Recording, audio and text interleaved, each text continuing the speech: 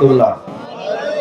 আল্লাহ রাব্বুল আলামিন আমাদেরকে আজকের এই মাহফিলে আসার বসার তৌফিক দান করেছেন, সেই জন্য সেই মহান প্রভুর দরবারে লাখো কোটি শুকর। সকলে আওয়াজ করে বলি আলহামদুলিল্লাহ, আর জোরে বলি আলহামদুলিল্লাহ।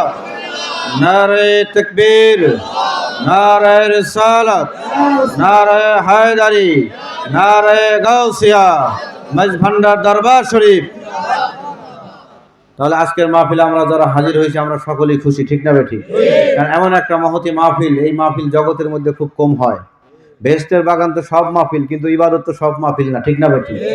যেখানে পাক পাঞ্জাতুন নবীর আহলে বাইতের আলোচনা করা হয়, আল্লাহ রাসূল বলেন জিকরু আলিউন ইবাদাতুন, আলীর জিকির হলো, আলীর আলোচনা হলো ইবাদত। যেরকম সুবহানাল্লাহ। আহলে বাইতের আলোচনা হলো ইবাদত, নবীর আলোচনা হলো ইবাদত। সুতরাং আজকের মাহফিলটা ইবাদতের মাহফিল। সকলে বলে সুবহানাল্লাহ, আরো জোরে বলে সুবহানাল্লাহ। বাবারা, বন্ধুরা আমার, এই দেশটা হলো ওলি আল্লাহদের দেশ। কাদের দেশ? ওলি আল্লাহদেরকে বাদ রেখে ইসলামের কথা চিন্তা করা যায়? জোরে বলেন, চিন্তা করা যায়? করা যায় না। এই দেশে ওলি আল্লাহদের মাধ্যমে, ওলি আল্লাহদের উসিলায় আমরা ইসলামটাকে পেয়েছি, ঠিক না ভাই? ঠিক। কিন্তু আমাদের সমাজে অনেকে আছে আমরা উসিলা মানতে চাই না। আল্লাহ তো বলেছেন অবতাবু ইলাইহিল ওসিলা, তোমরা ওসিলা ধরো, ওসিলা খোঁজো। এরপরও আমরা ওসিলা মানি না। অথচ আদম আলাইহিস সালাম ওসিলা ধরেই ওনার দোয়াটাকে আল্লাহর দরবারে কবুল করেছেন, ঠিক না ভাই? ঠিক। সূরা বাকারার আয়াত নম্বর 37, ফাতালাক্কা আদামু মির রাব্বিহি কালিমাতিন ফাতাবা আলাইহি ইন্নাহু হুয়াত তাওয়াবুর রহিম। সুবহানাল্লাহ বলেন। আদম আলাইহিস সালাম 360 বছর আল্লাহর দরবারে কানলেন, কাজ হয় না। তখন আদম আলাইহিস সালাম মনে হইল যে আল্লাহ পাক আমাকে রূহের জগতে জান্নাতে যখন ছিলাম তখন আমাকে কিছু কালিমা বাক্য শিক্ষা দিয়েছিলেন। ওই বাক্যগুলা যখন উসিলা ধরে আল্লাহর কাছে দোয়া করলেন, সাথে সাথে আল্লাহ কবুল করলেন। জোরে কান সুবহানাল্লাহ। তাফসীরে দুররে মনসুরের মধ্যে ইমাম জালালউদ্দিন সুয়ুতী উল্লেখ করেন যে ফাতালাক্কা আদামু মির রাব্বিহি কালিমাতান, এই যে কালিমা, এই কালিমা ছিল 5টা। কয়টা ছিল? 5টা। এই কালিমা ছিল 5টা, অর্থাৎ 5টা বাক্য আদম নবীকে আল্লাহ শিখিয়েছিলেন। এই 5টা বাক্য ছিল মুহাম্মদ, আলী, ফাতেমা, হাসান, হুসাইন। জোরে কান সুবহানাল্লাহ। যাকে ফার্সিতে বলা হয় পাকে পাঞ্জাতন।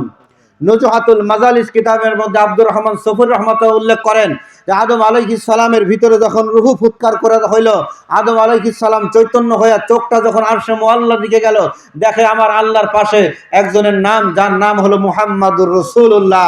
জোরে বলেন সাল্লাল্লাহু আলাইহি সাল্লাম। যখন জান্নাতের দরজার দিকে তাকাইলেন, দেখেন আল্লাহর নামের পাশে একজনের নাম, তার নাম হলো মুহাম্মাদুর রাসূলুল্লাহ সাল্লাল্লাহু আলাইহি সাল্লাম।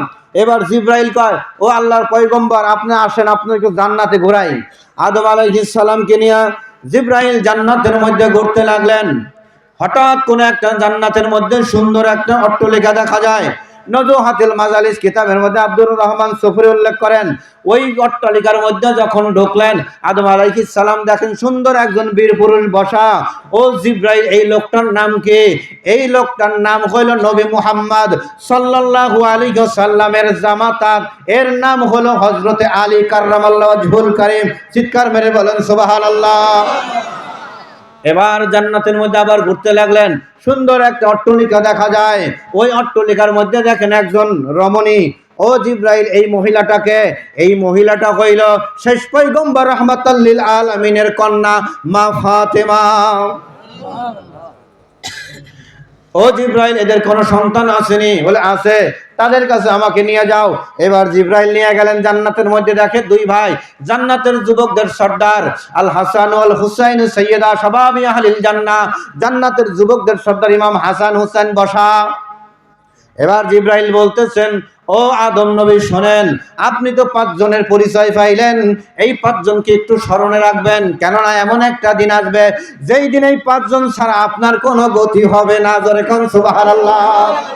আদম আলাইহিস সালাম দুনিয়ায় আসলেন 360 বছর কান্নাকাটি করার পরে, যখন দোয়া কবুল হয় না, তখন আল্লাহ রাব্বুল আলামিনের ওই কথাটা মনে পড়ল, জিব্রাইলের ওই কথাটা মনে পড়ল, জান্নাতের মধ্যে তো আমি 5 জনের নাম মুখস্থ করেছিলাম।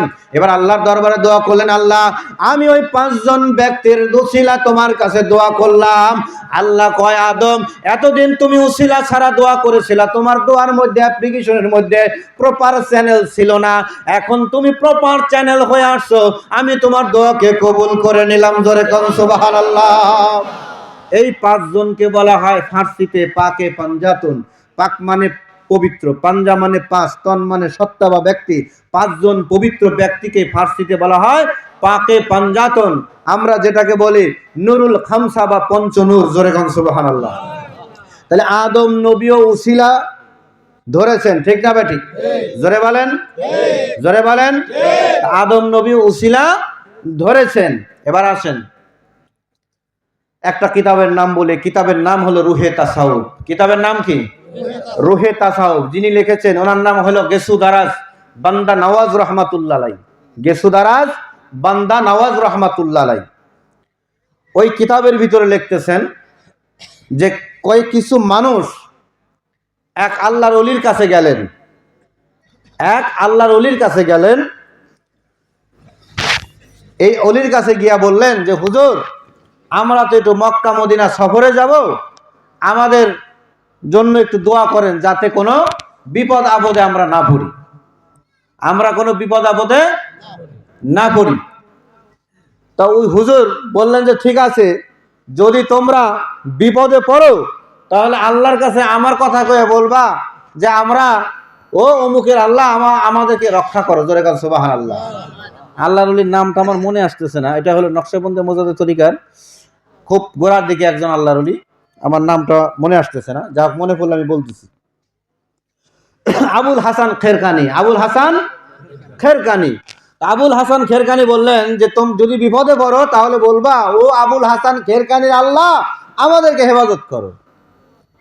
কি আল্লাহ কি খালি ওনারা একলার নাকি? আমাকে না, হ্যাঁ আমাদের না? বাবারা বন্ধুরা আমার, এই দল লোক রওনা হইল মক্কা মদিনার দিকে। মরু প্রান্তরে যখন গেছেন, যাওয়ার পরে গভীর রাত তাবু কাটাইছেন, তাবু কাটা রাত্রে ঘুমাইছেন। ডাকাতে আক্রমণ করছে। ডাকাতে যখন আক্রমণ করছে দুইটা দল হয়ে গেছে। এক দল কয় আল্লাহ কি খালি ওনারা একলান নাকি আমাকে না? এই দল লোক কয় আল্লাহ আমাদের হেফাজত করো।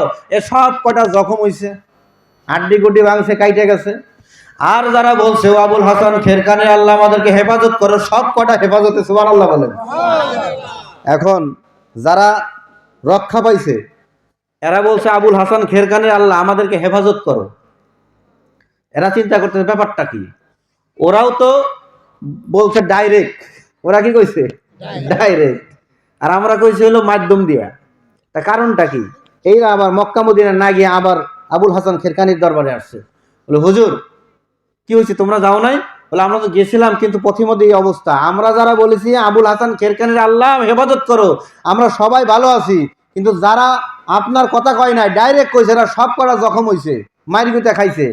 শোনো, তোমরা যখন আবুল হাসান খেরকানির আল্লাহ কথা বলেছো তখন আল্লাহ বুঝে ফেলেছে এরা হলো আবুল হাসান খেরকানির দলের লোক। জোরে কান সুবহানাল্লাহ। এরা কার দলের লোক? আবুল হাসান খেরকানির দলের লোক। এই জন্য, কেননা আমি আবুল হাসান খেরকানি আল্লাহরে চিনি, আল্লাহ আমারে চিনি। এই জন্য যখন আমার কথা বলেছো তোমরা মাপ পেয়েছো, এই জন্য তোমরা অশিলা ধরেছো, আল্লাহ তোমাদেরকে হেফাজত করছে। আর যারা ডাইরেক্ট কইছে এরা পিটুনি খাইছে, ঠিক না ভাই? ঠিক। মাহফিলে আউলিয়া শাহ মুরাদাবাদী রহমাতুল্লাহ আলাইহি কিতাবখানা লিখেছেন। এই কিতাবের ভিতরে একটা ঘটনা উল্লেখ করছে জুনায়েদ বাগদাদী রহমাতুল্লাহ আলাইহি। জুনায়েদ বাগদাদী ওনার মুরিদদের নিয়ে হাঁটতেছে পথে দজলা নদী। কি নদী? দজলা নদী। এখন এই নদীর পাশে গিয়া দেখে কোনো নৌকা নাই। আর মুরিদ কয় যে দয়াল কিভাবে পার হবো? কয় তুই বলবি, আমি বলবো ইয়া আল্লাহ ইয়া আল্লাহ, আর তুই কবি ইয়া জুনায়েদ ইয়া জুনায়েদ ইয়া জুনায়েদ। তো পার নদীর ভিতরে হাঁটা শুরু করছে। জুনায়েদ বাগদাদী বলতেছে ইয়া আল্লাহ ইয়া আল্লাহ, আর মুরিদে কইতেছে ইয়া জুনায়েদ ইয়া জুনায়েদ ইয়া জুনায়েদ। মাঝ নদীতে গেছে, শয়তান এসে অসওয়াসা দিছে। অসওয়াসা দিয়ে বলতেছে এই মুরিদ, ব্যাপারটা শিরিক করতেছিস কে? এরকম কিছু মুফাসসির আছে না, কথায় কথা খালি শিরিক শিরিক কথাতে আছে না? শিরিক করতেছিস কেন? তোর পীর সাহেব কয় আল্লাহ আল্লাহ, আর তুই কয় জুনায়েদ জুনায়েদ। এই বেটা আল্লাহ আল্লাহ কর। কয় হ্যাঁ ঠিকই তো। তাহলে মুরিদও কয় ইয়া আল্লাহ ইয়া আল্লাহ। এখন ইয়া আল্লাহ ইয়া আল্লাহ যখন শুরু করছে, এখন পানি নিয়ে ডুবা শুরু করছে। এবার কয় দয়াল বাঁচান বাঁচান। এখন জুনায়েদ বাগদাদী রহমাতুল্লাহ টাইনে উঠছে, এই ব্যাপারটা কি, তুই তো ডুবার কথা না? কয় ইবলিস এসে কানে কানে কইলো যে তোর পীর সাহেব কয় ইয়া আল্লাহ ইয়া আল্লাহ, আর তুই মুরিদ হয়ে কস ইয়া জুনায়েদ, কারণটা কি? তুই আল্লাহ আল্লাহ কর। এই জন্য আমি শয়তানের কথা শুনছি আর ডুবার শুরু করছি। এবার মুরিদে কয় আবারও কর ইয়া জুনায়েদ ইয়া জুনায়েদ। এবার যখন দাজলা নদী পার হয়ে গেছে। পার হয়ে যাওয়ার পরে মুরিদ ডাক ডাক বলতেছে, দয়াল আমার একটা আরজি। কি আরজি? আপনি তো আল্লাহ আল্লাহ জিকির করলেন, আমার কেন ইয়া জুনায়েদ ইয়া জুনায়েদ? এবার জুনায়েদ বাগদাদি কয়, বাবা তুমি তো আমার পর্যন্ত আইছো, আল্লাহ পর্যন্ত এখনো যাইতে পারো নাই। আমি জুনাইদ আল্লাহ পর্যন্ত চলে গেছে, এই জন্য আমি কই ইয়া আল্লাহ ইয়া আল্লাহ। আর তুমি আইছো আমার পর্যন্ত, এই জন্য তুমি কবা ইয়া জুনাইদ ইয়া জুনাইদ। জোরে কোন সুবহানাল্লাহ। বলবেন ওলি আল্লাহদের স্মরণ করা যায় কিনা? যায়। জামিউস সগীর কিতাবের মধ্যে ইমাম সুয়ুতি হাদিস উল্লেখ করেছেন, ক্বালা রাসূলুল্লাহ সাল্লাল্লাহু আলাইহি ওয়াসাল্লাম, জিকরুল আম্বিয়া মিনাল ইবাদা ওয়া জিকরুস সালিহিনা কাফারা। নবীগণের স্মরণ হলো ইবাদত, আর ওলি আল্লাহগণের স্মরণ করলে গুনাহ ঝরে যায়। চিৎকার করে বলেন সুবহানাল্লাহ। শুধু তাই নয়, এই নামাজের মধ্যে যেমন নবীর সালাম দিচ্ছেন, ওই নামাজের মধ্যে ওলি আল্লাহদের স্মরণও আছে। ঠিক না বেঠিক? আসসালামু আলাইকা আইয়ুহান নবী ওয়া রাহমাতুল্লাহি ওয়া বারাকাতুহু ওয়াসসালামু আলাইনা ওয়া আলা ইবাদিল্লাহিস সালিহিন ওয়াসসালামু আলাইনা ওয়া আলা ইবাদিল্লাহিস সালিহিন। সালিহিনের অর্থ হলো ওলি আল্লাহ। ওলি আল্লাহর একটা প্রতিশব্দ হলো সালিহিন। এই নামাজের মধ্যে সালিহিন বান্দা ওলি আল্লাহদেরকে সালামের ব্যবস্থা আল্লাহ করে দিয়েছেন। যারা বলবে ওসিলা ধরা যদি শিরিক, যারা বলবে ওসিলা ধরলে শিরিক হবে, পীর সাহেবের কাছে গেলে শিরিক হবে, আসলে তারা নামাজই বোঝে নাই। ঠিক না বেঠিক? কেননা নামাজের মধ্যে আল্লাহর হুকুম। নামাজ কার হুকুম? নামাজ কার? আল্লাহর। ওই নামাজের মধ্যে নবীর সালাম আছে না নাই? জোরে কোন আছে না নাই? নবীর দুরুদ আছে না নাই? শুধু নবীর দুরুদ নাই, শুধু নবীর দুরুদই নাই, নবীর বংশধর, নবীর বংশধর, এই যে আজকে যে নবীর বংশধরের স্মরণে মাহফিল, তাদেরও দুরুদ শরীফ পড়া লাগে নামাজের মধ্যে। ঠিক না বেঠি? ইমন করে আল্লাহুম্মা সাল্লি আলা মুহাম্মাদ ওয়া আলা আলে মুহাম্মাদ। আলে মুহাম্মাদ মানে নবীর বংশ, কিয়ামত পর্যন্ত নবীর বংশ থাকবে। জোরে কোন সুবহানাল্লাহ। এই জন্য নবীর বংশ হলো নামাজের অংশ। যে বিশ্বাস করবে না, ও নামাজি হচ্ছে না। ঠিক না বেঠিক? যদি ওলি আল্লাহর কাছে যাওয়া শিরিক হয়, ওলি আল্লাহদের স্মরণ শিরিক হয়, তাহলে নামাজের ভিতর থেকে দুরূদ শরীফ বাদ দাও, দেখি তোমার কত বড় হেডাম আছে। কি ঠিক না বেঠিক? নামাজের ভিতর থেকে নবীর সালাম বাদ দিয়ে দাও, ওলি আল্লাহদের সালাম বাদ দিয়ে দাও। যেই নামাজের মধ্যে নবীর সালাম আছে, ওলি আল্লাহর সালাম আছে, ওই নামাজের সালাম ফেরা ওলি আল্লাহর বিরুদ্ধে কথা বলে। জোরে কোন ঠিক না বেঠিক? এই বাংলাদেশের মধ্যে মসজিদ আগে আসে নাই, খানকা আগে এসেছে। ঠিক না বেঠিক? ওলি আল্লাহর এসে বাবা শাহজালাল দেশে আসে, মসজিদ আগে বানান নাই, খানকা বানাইছেন আগে। খানকা বানায় যখন আস্তে আস্তে মুসলমানের সংখ্যা বেড়েছে, ওই খানকার পাশে মসজিদ বানাইছে। ঠিক না বেঠিক? ওই মাজারওয়ালারা এই দেশে প্রথম মসজিদ বানাইছে। আফসোস, ওই মসজিদে বসে ওই মাজার ভাঙার ফতোয়া দেওয়া হয়। ঠিক না বেঠিক? ইতিহাস সাক্ষী, বাস্তবতা সাক্ষী। মাজারের টাকা দিয়ে মসজিদ চলে, মাগার মসজিদের টাকা দিয়ে মাজার চলে। যান ঢাকা হাইকোর্টের মাজারে যান, বাবা শরফুদ্দিন মাজারের টাকা দিয়ে মসজিদ চলে। ঠিক না বেঠিক? আপনি যান মিরপুরে, যান শাহ আলী বগদাদির মাজারে যান, ওই মাজারের টাকা দিয়ে মসজিদ চলে। আল্লাহর ওলিরা জিন্দা, এটাও প্রমাণ হয়ে গেল। জোরে কোন ঠিক না বেঠিক?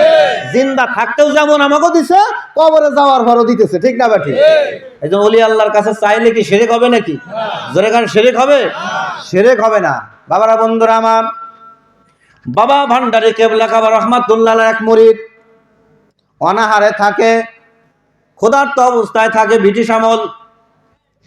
বাবা ভান্ডারীর কাছে কাছে যায়, বলতেছেন, বাবা আমি তো না খায় মরতেছি, কি করা যায়, আমারে কিছু করেন। বাবা কয়, বাবা মুরিদরে ডাক দেখায়, বাবা তুই বার্মা যা। সুবহানাল্লাহ। মুরিদে কয়, কোন পীর সাহেবের কাছে আইছি? আমি চাই না খায় মইরা, আর আমার যাবার খায় বার্মা। কি ওলি আল্লাহদের হিকমত বুঝা বড় কঠিন, জোর করিয়া বুঝতে গেলে খবর আছে। হ্যাঁ, তৎকালীন সময় চট্টগ্রাম থেকে বার্মা যাইতো জাহাজ ফ্রি, পয়সা নিত না। ওই মুরিদান উঠছে জাহাজের মধ্যে। পীরের হুকুম, পীরের হুকুম মুরিদের জন্য কি ফরজ, পীরের হুকুম মুরিদের জন্য কি ফরজ। আমাদের তো বর্তমান জামানার মুর্শিদ কেবলা যারা আছেন ওনারা ভালো, পরীক্ষা নেয় না। পরীক্ষা নিলে আমাদের উপায় ছিল না। ঠিক না বেঠিক? বাবারে বাবা, বন্ধুরা আমার, তাসরাত আউলিয়া প্রথম খণ্ড খুললে একজন আল্লাহর ওলির নাম পাওয়া যায়। এই আল্লাহর ওলির নাম হলো আবু বকর শিবলি রহমাতুল্লাহ আলাইহি। উনি মুরিদ হয়েছিলেন জুনাইদ বাগদাদির কাছে। কার কাছে? জুনাইদ বাগদাদির কাছে। পীরের দরবারে যারা যান শোনেন, পীরের হুকুমের চাইতে বড় ইবাদত মুরিদের কাছে আর নাই। ঠিক না ঠিক? জোরে বলেন ঠিক না ঠিক? পীর কি জিনিস, আল্লাহর ওলির মর্তবাটা কি শোনেন। আমি মাঝে মধ্যে হাদিসটা বলি, মান কাব্বালা রিজদান উম্মি ফাকানামা কাব্বাল আতাবাতাল জান্নাতি। যে সন্তান মায়ের পায়ে চুমু খাইলো এটা জান্নাতের চৌকাঠে লাগে। সুবহানাল্লাহ কোন। মায়ের পায়ে চুম্বন করা মানে কদম বুসি করা, কদম মানে পা বুসা মানে চুম্বন করা। তা কদম বুসি, মায়ের পায়ে কদম বুসি করলে ওটা মায়ের পায়ে না জান্নাতের চৌকাঠে লাগে। এই কদম বুসি নিয়ে বর্তমানে ভেজাল আছে না? হ্যাঁ, এই যে নাই ফাটি কয় এইটাও নাকি নাই। জোরে কান নাউজুবিল্লাহ। কদম বুসির পক্ষে হাদিস আছে, মাগার বিরুদ্ধে কোনো হাদিস নাই। কদম বুসির পক্ষে হাদিস আছে। আর আমাদের সমাজে একটা আকসা ফতোয়া আছে, বাজাইরে ফতোয়া, মাথা নত করলে শিরিক। কে হুজুর ঠিক না? বাজাইরে ফতোয়া, মাথা নত করলে শিরিক। এই মাথা নত করলে শিরিক, এটা কোন জায়গা পাইছেন? কোরআনে না হাদিসে নাই। কারণ কোরআন কি বলে? সূরা বাকারার 58 নম্বর আয়াত, উদখুলুল বাবা সুজ্জাদা। আল্লাহ পাক বলেন, যখন তোমরা বাইতুল মুকাদ্দাসের দরজা দিয়ে ঢুকবা, ওই দরজার কাছে মাথা নিচে করে ঢুকবা।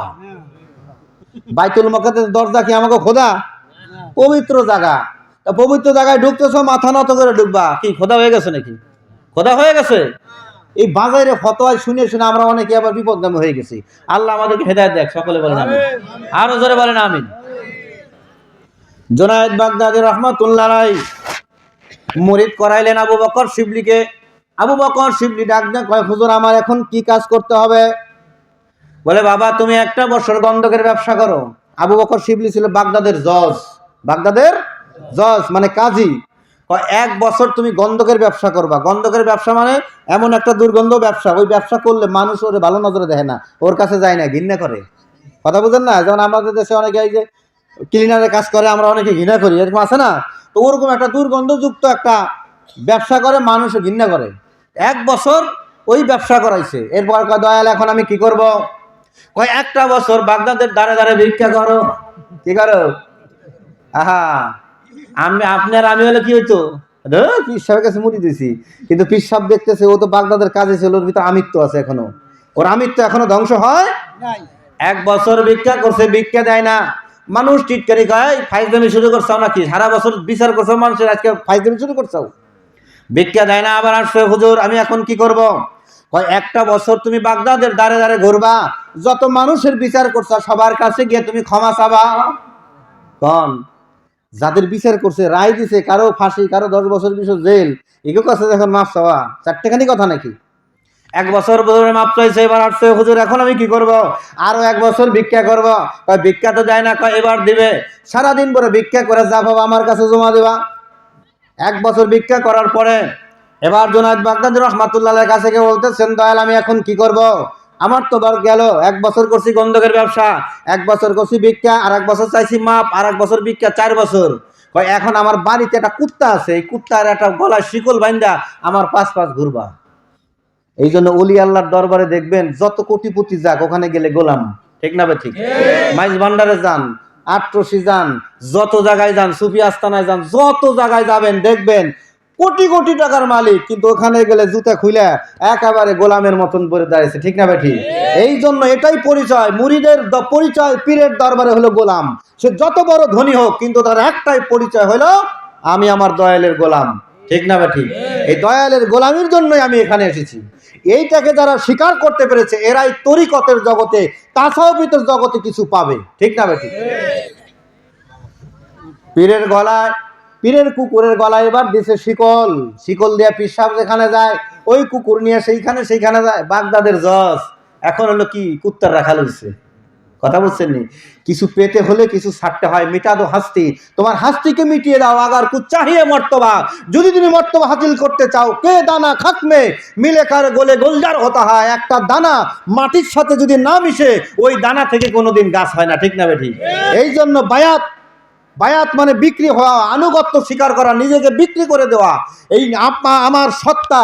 এই জন্য আমি মাঝে মাঝে বলি আমার ইমান নাই, কিন্তু বেঈমান হওয়ার ভয় নাই। সুবহানাল্লাহ খান।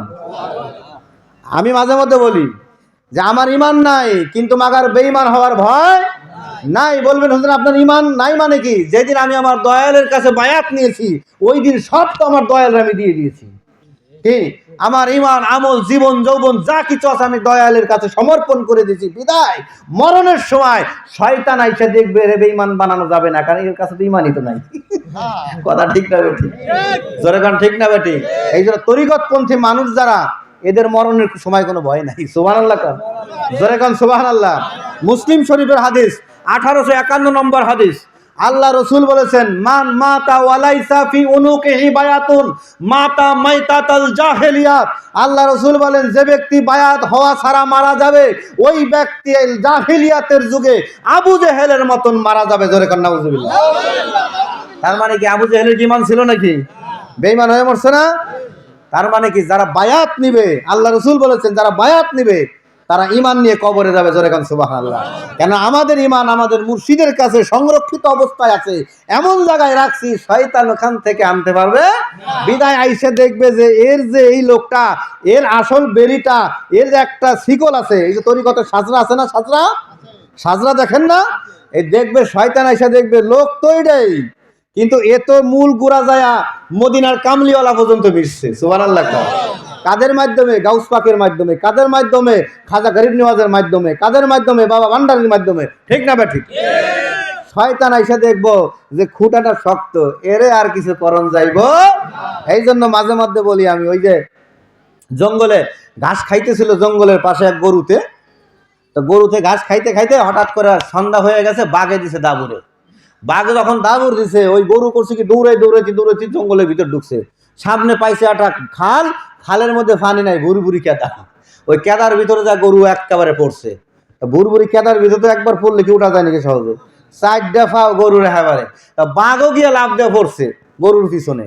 মানে বাঘ আর উঠতে পারতেছে না। বাঘে ঘরে গরু বেকুব, তুই করলি ডাকি ভালো জায়গায় লাভ দিয়েছি, আজকে তোর একটু বুড়ি বুঝ করে খাইতাম। মানে গরুতে কয়, এই তোমার কি গার্জিয়ান আছে নাকি?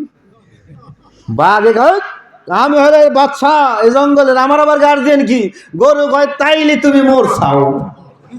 মানে কয় একটু পরে বুঝবানে তার গরুর গার্জিয়ান আছে না?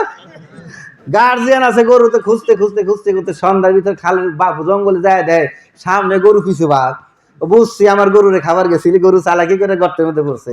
বড় একটা গাছের গুড়ি নিয়ে বাঘের ইচ্ছা মতো ধুলাই দিছে, বাঘ তো জায়গায় শেষ।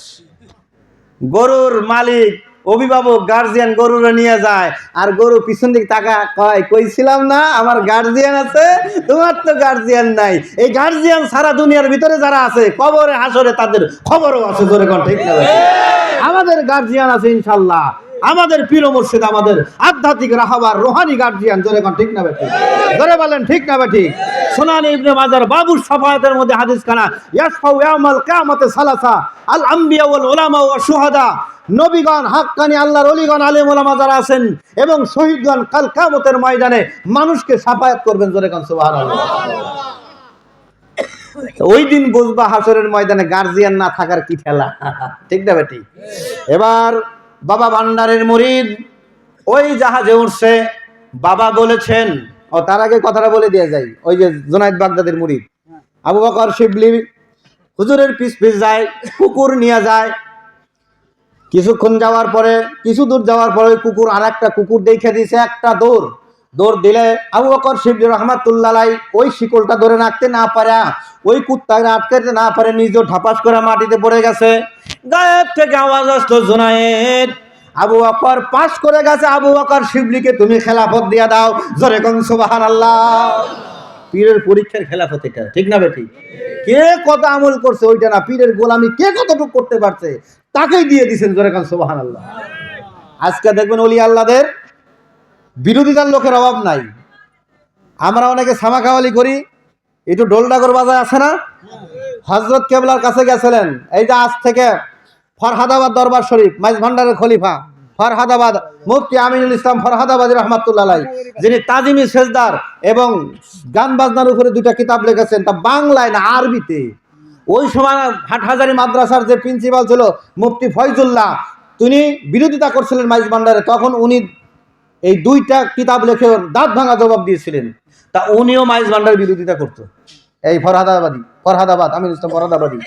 উনি গেছিলেন এক সময় হযরত কেবলার কাছে, যাওয়ার পরে যে আজকে আমি মাইজ ভান্ডারা খালি ঢোল ফিটায় জিকির করে গান গায়, আজকে আমি দেখবো কোন জায়গা দলিল আছে। আর ওলি আল্লাহদের কাছে দলিল লাগে নাকি? ওলি আল্লাহর কাছে দলিলের মালিক। সুবহানাল্লাহ। গেছে, খুব গরম হয়ে গেছে, ফরহাদাবাদ থেকে গেছে, আবার হাটহাজারীর থেকে ফারেক হয়েছে, ইয়াং বয়স, গরম।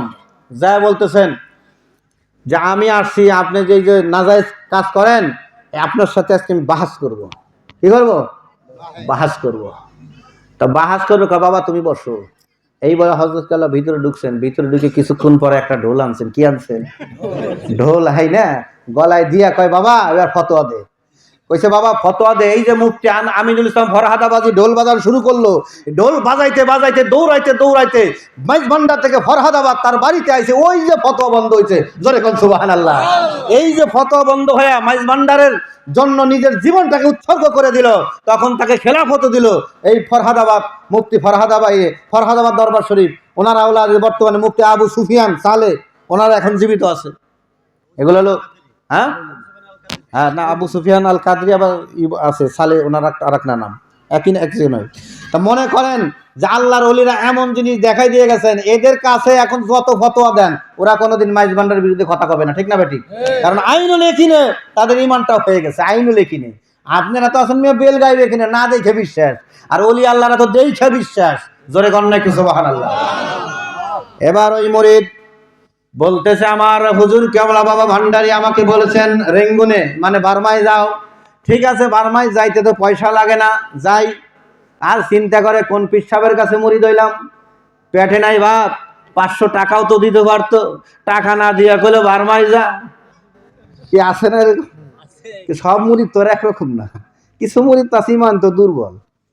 ওই লোক এইবার চলে গেছেন রেঙ্গুনে, যাইতো বঙ্গোপসাগরের মাছ দিয়া, নদী না বঙ্গোপসাগরের মাছ দিয়া। বঙ্গোপসাগরের যে মাঝখানে গেছেন, আমাদের দেশে দেখবেন যেন তারা লঞ্চে চড়ে, কিছু মানুষ আছে লঞ্চে না বসে হারা লঞ্চ খালি টোটো করে ঘুরে, আছে না? টোটো করে ঘুরে। ওই লোকটা টোটো করে ঘুরতেছে আর চিন্তা করতেছে বাবা ভান্ডারী কে আমারে পাঠাইলো রেঙ্গুনে এই বার্মায়, কি জন্য? চিন্তা করতে করতে হঠাৎ করে পিছলা খায়া বঙ্গোপসাগরের মধ্যে পড়ে গেছে। যখন বঙ্গোপসাগরের মধ্যে পড়ছে, একটা চিৎকার দেয়, কয় বাবা ভান্ডারী তুই আমারে কোন নিদানে ফেলাইলে। এই কথা যখন কয়, আমার ভান্ডারী কেবলা কাবা শুনে কি শুনে না? আল্লাহর ওলিরা শুনে কি শুনে না? হুজুর গাউসুল আজম আব্দুল কাদের জিলানী রাহমাতুল্লাহ আলাইহি উনি বলতেছেন আমার কোন আশিক যদি থাকে মাশরিকে যেইখানে সূর্য উদয় হয়, আমি গাউসে পাক যদি থাকি মাগরিবে যেইখানে সূর্য ডুবে, ওইখান থেকে যদি আমাকে ডাক দেয় আমি তার ডাকে সাড়া দেই। চিৎকার মেরে বলেন সুবহানাল্লাহ।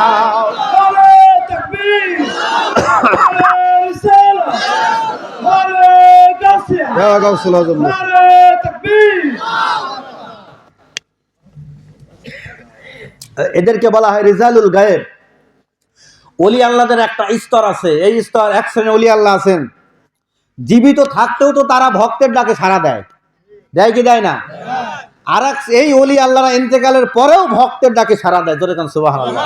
মেরকাতের ব্যাখ্যা গ্রন্থ মেরকাতুল মাফাতি, মেশকাতের ব্যাখ্যা গ্রন্থ মেরকাতুল মাফাতি শরহে মেশকাতুল মাসাবির মধ্যে মোল্লা আলী কারি হানাফি জুমা উদ্ধারবিতে উল্লেখ করেছেন যে ওলি আল্লাহদের একটা শ্রেণী আছে রেজালুল গায়েব, এরা ইন্তেকালের পরেও দুনিয়ায় এসে তার ভক্তকে সহযোগিতা করতে পারে আল্লাহ দেওয়ার ক্ষমতায়। জোরে কান সুবহানাল্লাহ।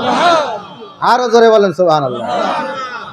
বাবারা বন্ধুরা আমার, এবার ওই মুরিদ যখন বলছে বাবা ভান্ডারী কোন নিদানে ফেলাইলে, বঙ্গোপসাগরের মধ্যে পানি কি বুক সমান না?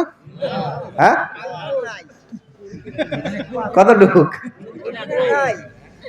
এদিকটা লোকজন দেখতেছে যে একটা লোক পড়ে গেছে সাগরের মধ্যে, তাড়াতাড়ি সারেং শুকানো যারা চালায়, ওই তাড়াতাড়ি লঞ্চ ঘুরেন, জাহাজ ঘুরেন, ওই যে লোক একজন পড়ে গেছে, ওই যে একজন হুজুর দাড়িয়ালা টুপিয়ালা দেখা যাচ্ছে পড়ে গেছে, তো উনি আবার লঞ্চ ঘুরে আসতেছে। এখন ওই মুরিদ যখন বঙ্গোপসাগরে পড়ছে, মুরিদ তো মনে করছে আজকে আমি শেষ, কারণ বঙ্গোপসাগরের মাঝখানে মাটির বালাই নাই। ওই মুরিদ যখন এই কথা বলছে বাবা ভান্ডারী কোন নিদানে ফেলাইলি, ওই মুরিদ দেখে তার পায়ের তলায় একটা মাটি আসছে। জোরে কান সুবহানাল্লাহ। সাধারণত আমরা পানির মধ্যে দাঁড়ালে এরকম করি, সাঁতার কাটি না? ওই মুরিদ ইনস্ট্যান্ট পানির উপরে দাঁড়ায় রয়েছে, পানির ভিতরে এই বুক পর্যন্ত, তার পায়ের নিচে মনে হয় মাটি। এখন ওই যে জাহাজে যত মানুষ ছিল, শত শত মানুষ ছিল, তারা দেখতেছে যে এই লোকটা এই পানির মধ্যে এইভাবে দাঁড়ায় রয়েছে, এই লোকটা নিশ্চয়ই আল্লাহর ওলি। জোরে কান সুবহানাল্লাহ। এই লোকটা কি নিশ্চয়ই আল্লাহর ওলি। যখন জাহাজটা ঘুরাইছে মুরিদের কাছে উঠে হুজুর ওঠেন। উঠানোর পরে জাহাজের লোক দেখছে বঙ্গোপসাগরের মধ্যে কোনো মাটি নাই, কিন্তু এই লোকটা এমন ভাবে দাঁড়াইছে, কোনো নড়াচড়া নাই, মনে হয় মাটির উপরে দাঁড়াইছে। নিশ্চয় এই লোকটা আল্লাহর ওলি, আর আল্লাহর ওলিদের খেদমত করলে ফায়দা হয়। এইবার লঞ্চের যত মানুষ ছিল সব আইসে ওই বেটার সাথে টাকা দিয়ে মুসাফা করতেছে। সুবহানাল্লাহ। টাকা দিয়ে মুসাফা করে। এইবার মুরিদান মুসাফা শেষে এই মুরিদ গুইনা দেখে ব্রিটিশ আমলে 800 টাকা হইছে। কত টাকা? 800 টাকা। চোখের পানি ছেড়ে দিয়ে কান্দে আর কয়, বাবা ভান্ডারি, তোর কাছে গেছিলাম সাহায্যের জন্য, তুই কইলি বার্মা যা।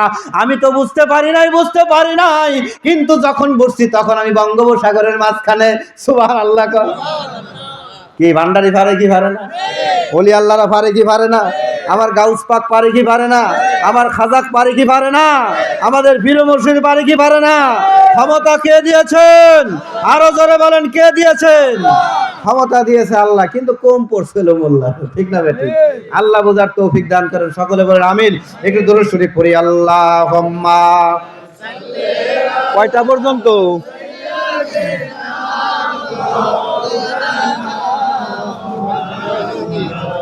ডাক্তার ভাই, এক কাপ চা খাওয়ালে ভালো হইতো। এক কাপ চা খাওয়াই। আল্লাহুম্মা সাল্লি আলা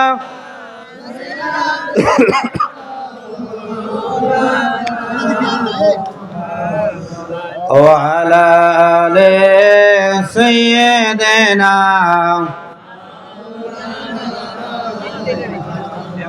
এই জন্য আমরা যারা ওলি ভক্ত আহলে সুন্নাত ওয়াল জামাতের অনুসারী, আমাদের আকীদা হলো ওসিলা ধরা যাবে। ঠিক না বা ঠিক? ওসিলা ধরা যাবে। সুতরাং আমাদের পীর মুর্শিদ হলো আমাদের ওসিলা, আল্লাহ পাওয়ার ওসিলা, রসুল পাওয়ার ওসিলা। ঠিক না বা ঠিক? যারা ওসিলা মানে না, যারা অনেকে ওসিলার বিরোধিতা করে, তাদের মুরব্বীরা ওসিলা ধরছে। সুবহানাল্লাহ বলে। একটা দলিল আপনাদেরকে দেয়া যায়, বেহেশতি জোহর পড়বেন হুজুর, প্রথম খণ্ড। আশরাফ আলী থানবীর জীবনী লিখছে, ওনার জন্ম কাহিনী, যে ওনার বাবার সন্তান হইলে, মায়ের সন্তান হলে সন্তানগুলো জীবিত মানে মারা যেত কিছুদিন পরে।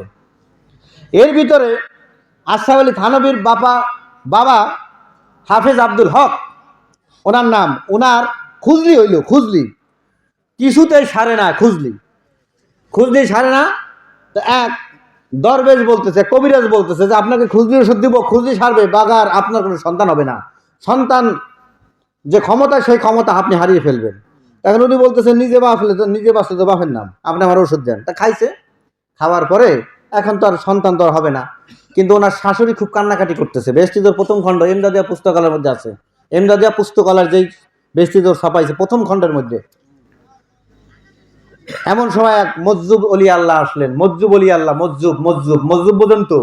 দেখতে পাগল, আসলে কিন্তু পাগল না, ভিতরে বেলায়েতের খনি। জোরে কান সুবহানাল্লাহ। যে মাইজ ভান্ডার দরবারে যারা যান, বাইজিদ বোস্তামির দরবারে যান, দেখবেন কত পাগল পড়ে রয়েছে। এগুলো তো বুঝেন না, এগুলো হলো বাবা ভান্ডারি বেলায়েত দিয়ে রাখছে। এমন বেলায়েতের তাসিরে ওরা জজবা হালতই হয়ে গেছে মজজুব। জোরে কান ঠিক না বেটি? ওরা মুখ দিয়ে যা কয় তাই হয়, মুসলিম শরীফের বাবুল ফুকারা মধ্যে এই হাদিস খানা রয়েছে। আল্লাহ রসুল বলেন, তোমাদের দ্বারে এক শ্রেণীর লোক যাবে যাদের উস্কো খুস্কো চুল, পরনের জামা থাকবে সেরা ফেরা, চুলগুলো এলোমেলো, দাড়ি এলোমেলো। এদেরকে তোমরা তোমাদের দরজা থেকে তাড়িয়ে দিও না। কেন? এরা আল্লাহর কাছে যা চায় আল্লাহ তাই দেয়। জোরে কান সুবহানাল্লাহ। এই জন্য অলি আল্লাহদের মধ্যে 3টা শ্রেণী আছে। কয়টা শ্রেণী? একটা হলো হাদি অলি আল্লাহ। কি অলি আল্লাহ? হাদি অলি আল্লাহ। আর একটা হলো দেশ রক্ষক অলি আল্লাহ। আর একটা আছে হলো মজজুব অলি আল্লাহ। হাদি অলি আল্লাহ হলো বাবা ভান্ডারি, কেবলা কাবা, আমাদের সাইফুদ্দিন বাবা, মুজিব বাবা, ভান্ডার শরীফের যারা আছেন বর্তমানে গদিনিসীন, এনার হাদি অলি আল্লাহ। এনার শরীয়ত, তরিকত, হাকিকত, মারিফতের মাধ্যমে আমাদেরকে নাজাতের রাস্তা দেখাইতেছেন। ঠিক না বেঠিক? আর এক শ্রেণী অলি আল্লাহ আছেন, তারা হলো দেশ রক্ষক অলি আল্লাহ। এনারা হলো গোপনে থাকেন, যাদের উসিলা আল্লাহ দেশটাকে চালায়।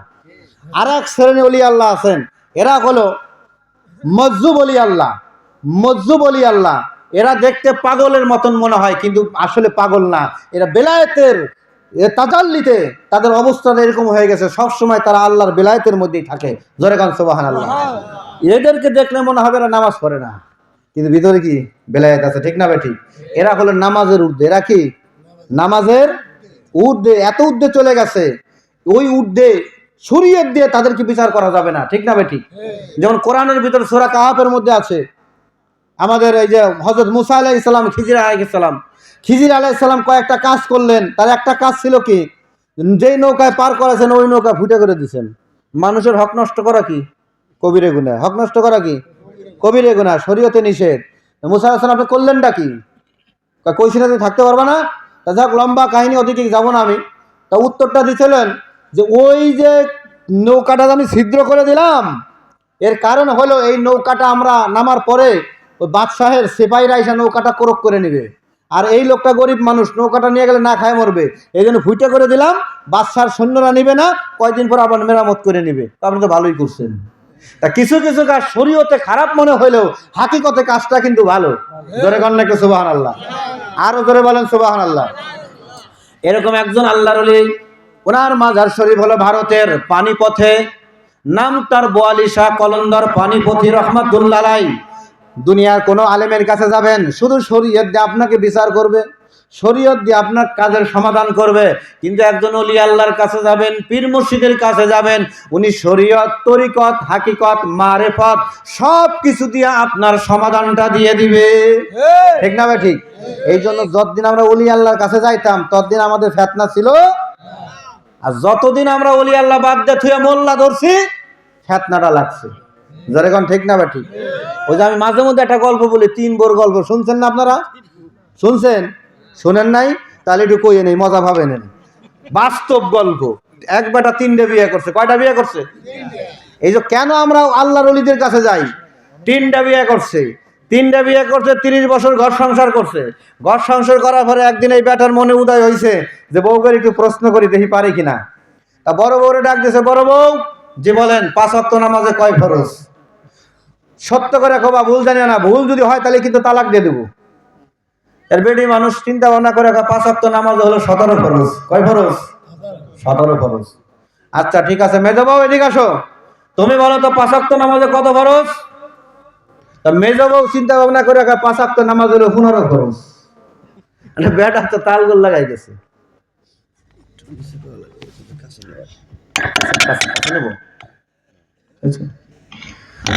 তো বলতেছে 5 ওয়াক্ত নামাজ হলো 15 ফরজ। ছোট বউরে ডাক দিয়েছে, ছোট বউ জি বলেন, তুমি বলো 5 ওয়াক্ত নামাজে কয় ফরজ? সত্য কথা কবা, যদি ভুল হয় তালাক দিয়ে দেবো। কয়টা বলেন 5 ওয়াক্ত নামাজে কত ফরজ? ছোট বউ 5 ওয়াক্ত নামাজ হলো 11 ফরজ। কয় ফরজ? এখন কোন তো বেটাটা বিপদে পড়ছে না? মানে বেটায় চিন্তা করে নামাজ হলো 5 ওয়াক্ত, বড় বউ কইছে 17 ফরজ। কি খবর খেয়াল করিনি? মেজো বউ 5 ওয়াক্ত নামাজে 15 ফরজ, ছোট জন কইছে 11 ফরজ। বেটার তো মাথাটা গোলাই গেছে। এইবার বেটা দৌড়ে গেছে মুফতি সাহেবের কাছে। গেছে মুফতি সাহেব, হুজুর কি হয়েছে? কয় আমি তো আবেগে কইয়া ফেলাইছি যে যারটা রাইট হবে তারে রাখবো, যারটা ভুল তারে হবে তালাক দেবো। কয় কি হেটা তো কন? কয় 3 বউরে জিজ্ঞাসা করছি 5 ওয়াক্ত নামাজে কত ফরজ, যারটা ঠিক তারে রাখবো, যারটা ঠিক না তারে তালাক দেব। 5 ওয়াক্ত নামাজে 17 ফরজ, এটা তো আমরা জানি, মক্তবে পড়াইছি। ফজরে 2, জোহরে 4, 6, আসরে 4, 10, মাগরিবে 3, 13, এশারে 4, 17। আচ্ছা, তারপর আপনি যেহেতু আইসেন, একটু কোরআন হাদিস গোটাকাটি করি। বুখারী শরীফ বাই করছে, ফতোয়ায়ে স্বামী বাই করছে, সব কিছু গাইতে গুইটা কয় না আপনার বড় বোরটাই রাইট, বাদ বাকি 2 জনরে তালাক। আরে বেটা 30 বছর সংসার করছে, মায়া মহব্বত আছে না? এনেকা কি যে করবো? হুজুর একটু বাঁচানোর কোনো সিস্টেম নাই? কয় না, এই যে শরীয়তের ফয়সালা হয়ে গেছে, তালাক শর্ত সাপেক্ষে তালাক দিয়েছেন, আপনার 3 বোর ভিতরে 1 বোরটা রাইট, যে 17 খরচ কইছে তারটা রাইট, বাদ বাকি 2টা হলো ভুল। এনে বেড়ায় বেজার হয়ে যায়। সামনে দেখে এক আল্লাহর ওলি, জোরে কোন সুবহানাল্লাহ। এক দরবেশ ডাক দিয়েছে সলিমুদ্দিন দিঘায়, কথা কইেন না, মাথা গরম। কয় না আমার কাছে, কথা আপনার কাছে কি কব? বড় মুফতি সব ফয়সালা দিছে, এরপর আর কিছু আছে নাকি? এই যে আমাদের বড় মুফতি সাহেব ধরছে বর্তমানে, আমরা আমাদের সন্তানেরা, ঠিক না বেঠিক? ওলি আল্লাহ ছাড়ছি, আমাদের অবস্থা অধপতন হইতেছে, ঠিক না বেঠিক? এখন কয় আমার কাছে, বেটা চিন্তা করে, আচ্ছা এত ধর কইতেছে, তাই কই। দেখবেন যে আপনি বড় শিক্ষিত, কিন্তু গ্রামের মাতুব্বার উনি কিন্তু ম্যাট্রিক পাস না, ওনার কাছে কিন্তু আপনি হাইরা যাবেন মায়ের কাছে, ঠিক না ভাই? ঠিক। সমাজের ভিতরে এমন কিছু লোক আছে, আমাকে আলেম বাইরে কই ভাই আপনার ছেলে লো পইরে আলেম হবে আর আপনি না পইরে আলেম, ঠিক না? এরকম কিছু লোক আছে দেখবেন স্কুলে পড়ে নাই কিন্তু কথা কয় খুব জ্ঞানী জ্ঞানী কথা, ঠিক না বেটি?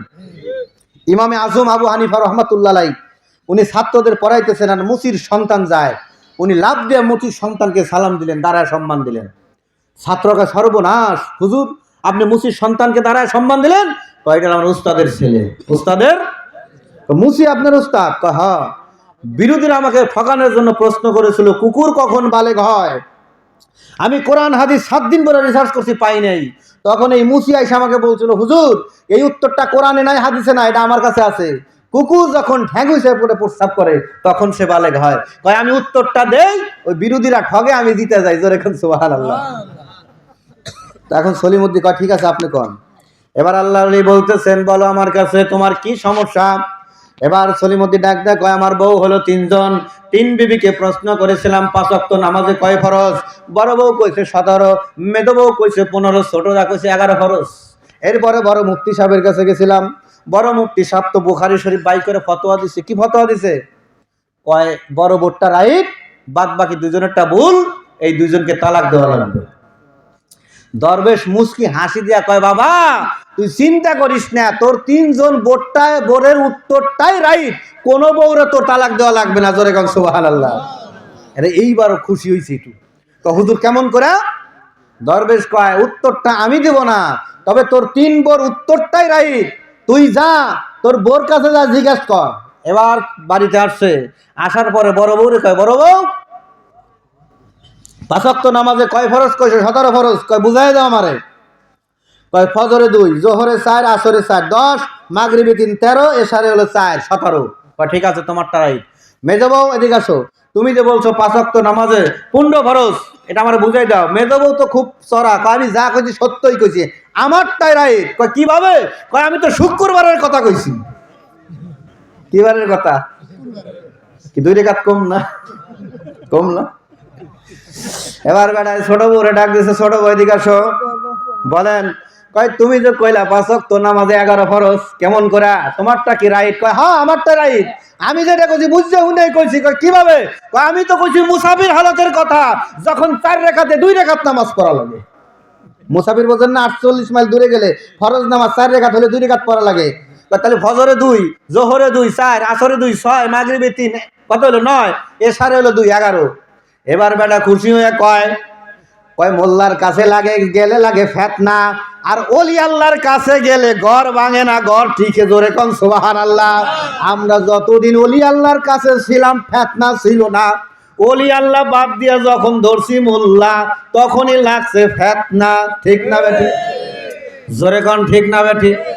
সুতরাং এখনো সময় আছে, ওলি আল্লাহ ধরেন। আর যারা ওলি আল্লাহ ধরছেন তাদেরকে পরামর্শ দিব সন্তানদেরকে দরবারমুখী করেন। আপনি আপনার পীরের দরবার আপনার সন্তানকে নিয়ে যান। এই জন্য আমি একটা মাদ্রাসা দিছি, মাদ্রাসার নাম দিছি মাদ্রাসা আহলে বাইত। মারহাবা কোন। হুজুর ওয়াজ করছেন, খুব সুন্দর ওয়াজ। নবী আমাদের কাছে রেখে গেছেন 2টা বস্তু। কয়টা? ইয়া আইয়ুহান নাস ইন্নী কদ তারাকতু ফিকুম মা ইন আখাযতুম বিহি লান তাদিল্লু কিতাবাল্লাহি ওয়া ইত্রাতি আহলি বাইত। বিদায় হজের ভাষণে নবী কাসওয়া নামক উটের পিঠে বসে এই ভাষণটা দিয়েছিলেন, হে লোক সকল, আমি তোমাদের কাছে এমন জিনিস রেখে গেলাম, যদি শক্ত করে ধরো তাহলে জীবনে কোনোদিন পথভ্রষ্ট হবে না। একটা হলো কিতাব আল্লাহ, আল্লাহর কোরআন, ওয়া ইত্রাতে আহলে বাইত, আমি নবীর আহলে বাইত, আলী ফাতেমা, হাসান হুসাইন। জোরে কোন সুবহানাল্লাহ। কিন্তু এই ওয়াজ আমাদের আছে নাকি? আছে কোরআন আর হলো সুন্নাহ। হাদিসও কয়, হাদিস তো আসে না, সুন্নাহ আসছে, তাও 86টার মধ্যে আসে না, আছে মুয়াত্তা মালিকের মধ্যে। তাও ওই হাদিসটা দুর্বল হাদিস, মুরসাল বা মুদাল হাদিস। আর মুত্তাসিল পর্যায়ের হাদিস হলো কিতাব আল্লাহ ওয়া ইত্রাতে আহলি বাইত।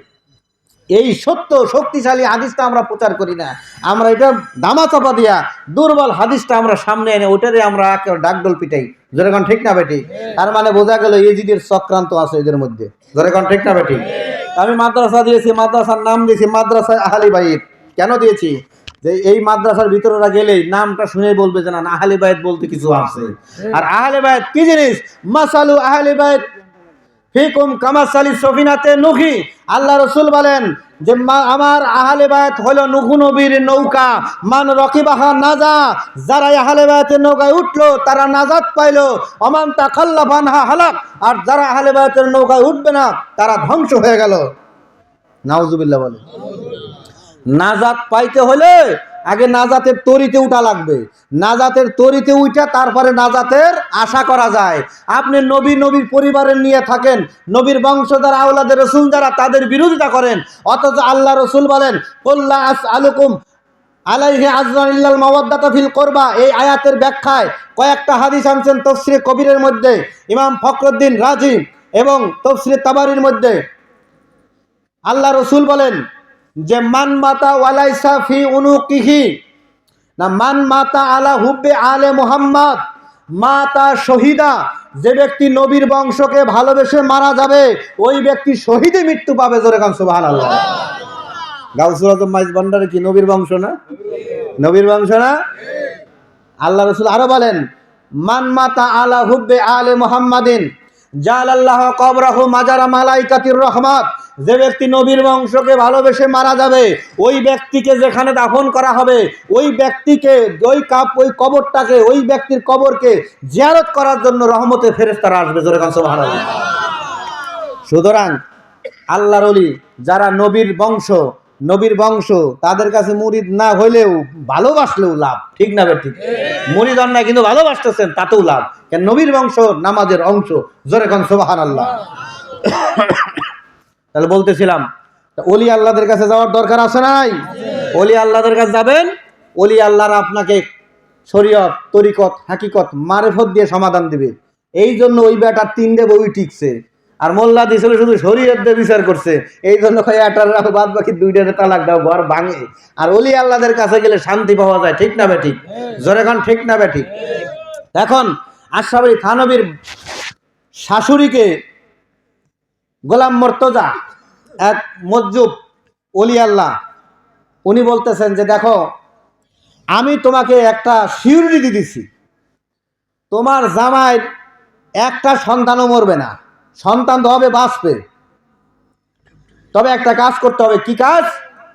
বলে আলীর নামে সোপর্দ করে দেওয়া লাগবে। জোরে কান সুবহানাল্লাহ।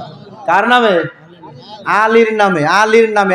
নবীর আহলে বাইতের অন্যতম সদস্য মাওলা আলী, যেই মাওলা আলীর শানে আমার নবী বলেছেন মান কুনতু মাওলাহু ফাহাজা আলিউন মাওলা, আমি যাদের মাওলা ছিলাম আলী তাদের মাওলা। আনা মদিনাতুল ইলমি ওয়া আলিউন বাবুহা, নবী বলেন আমি জ্ঞানের শহর আর আলী হলো তার দরজা। জোরে কান সুবহানাল্লাহ।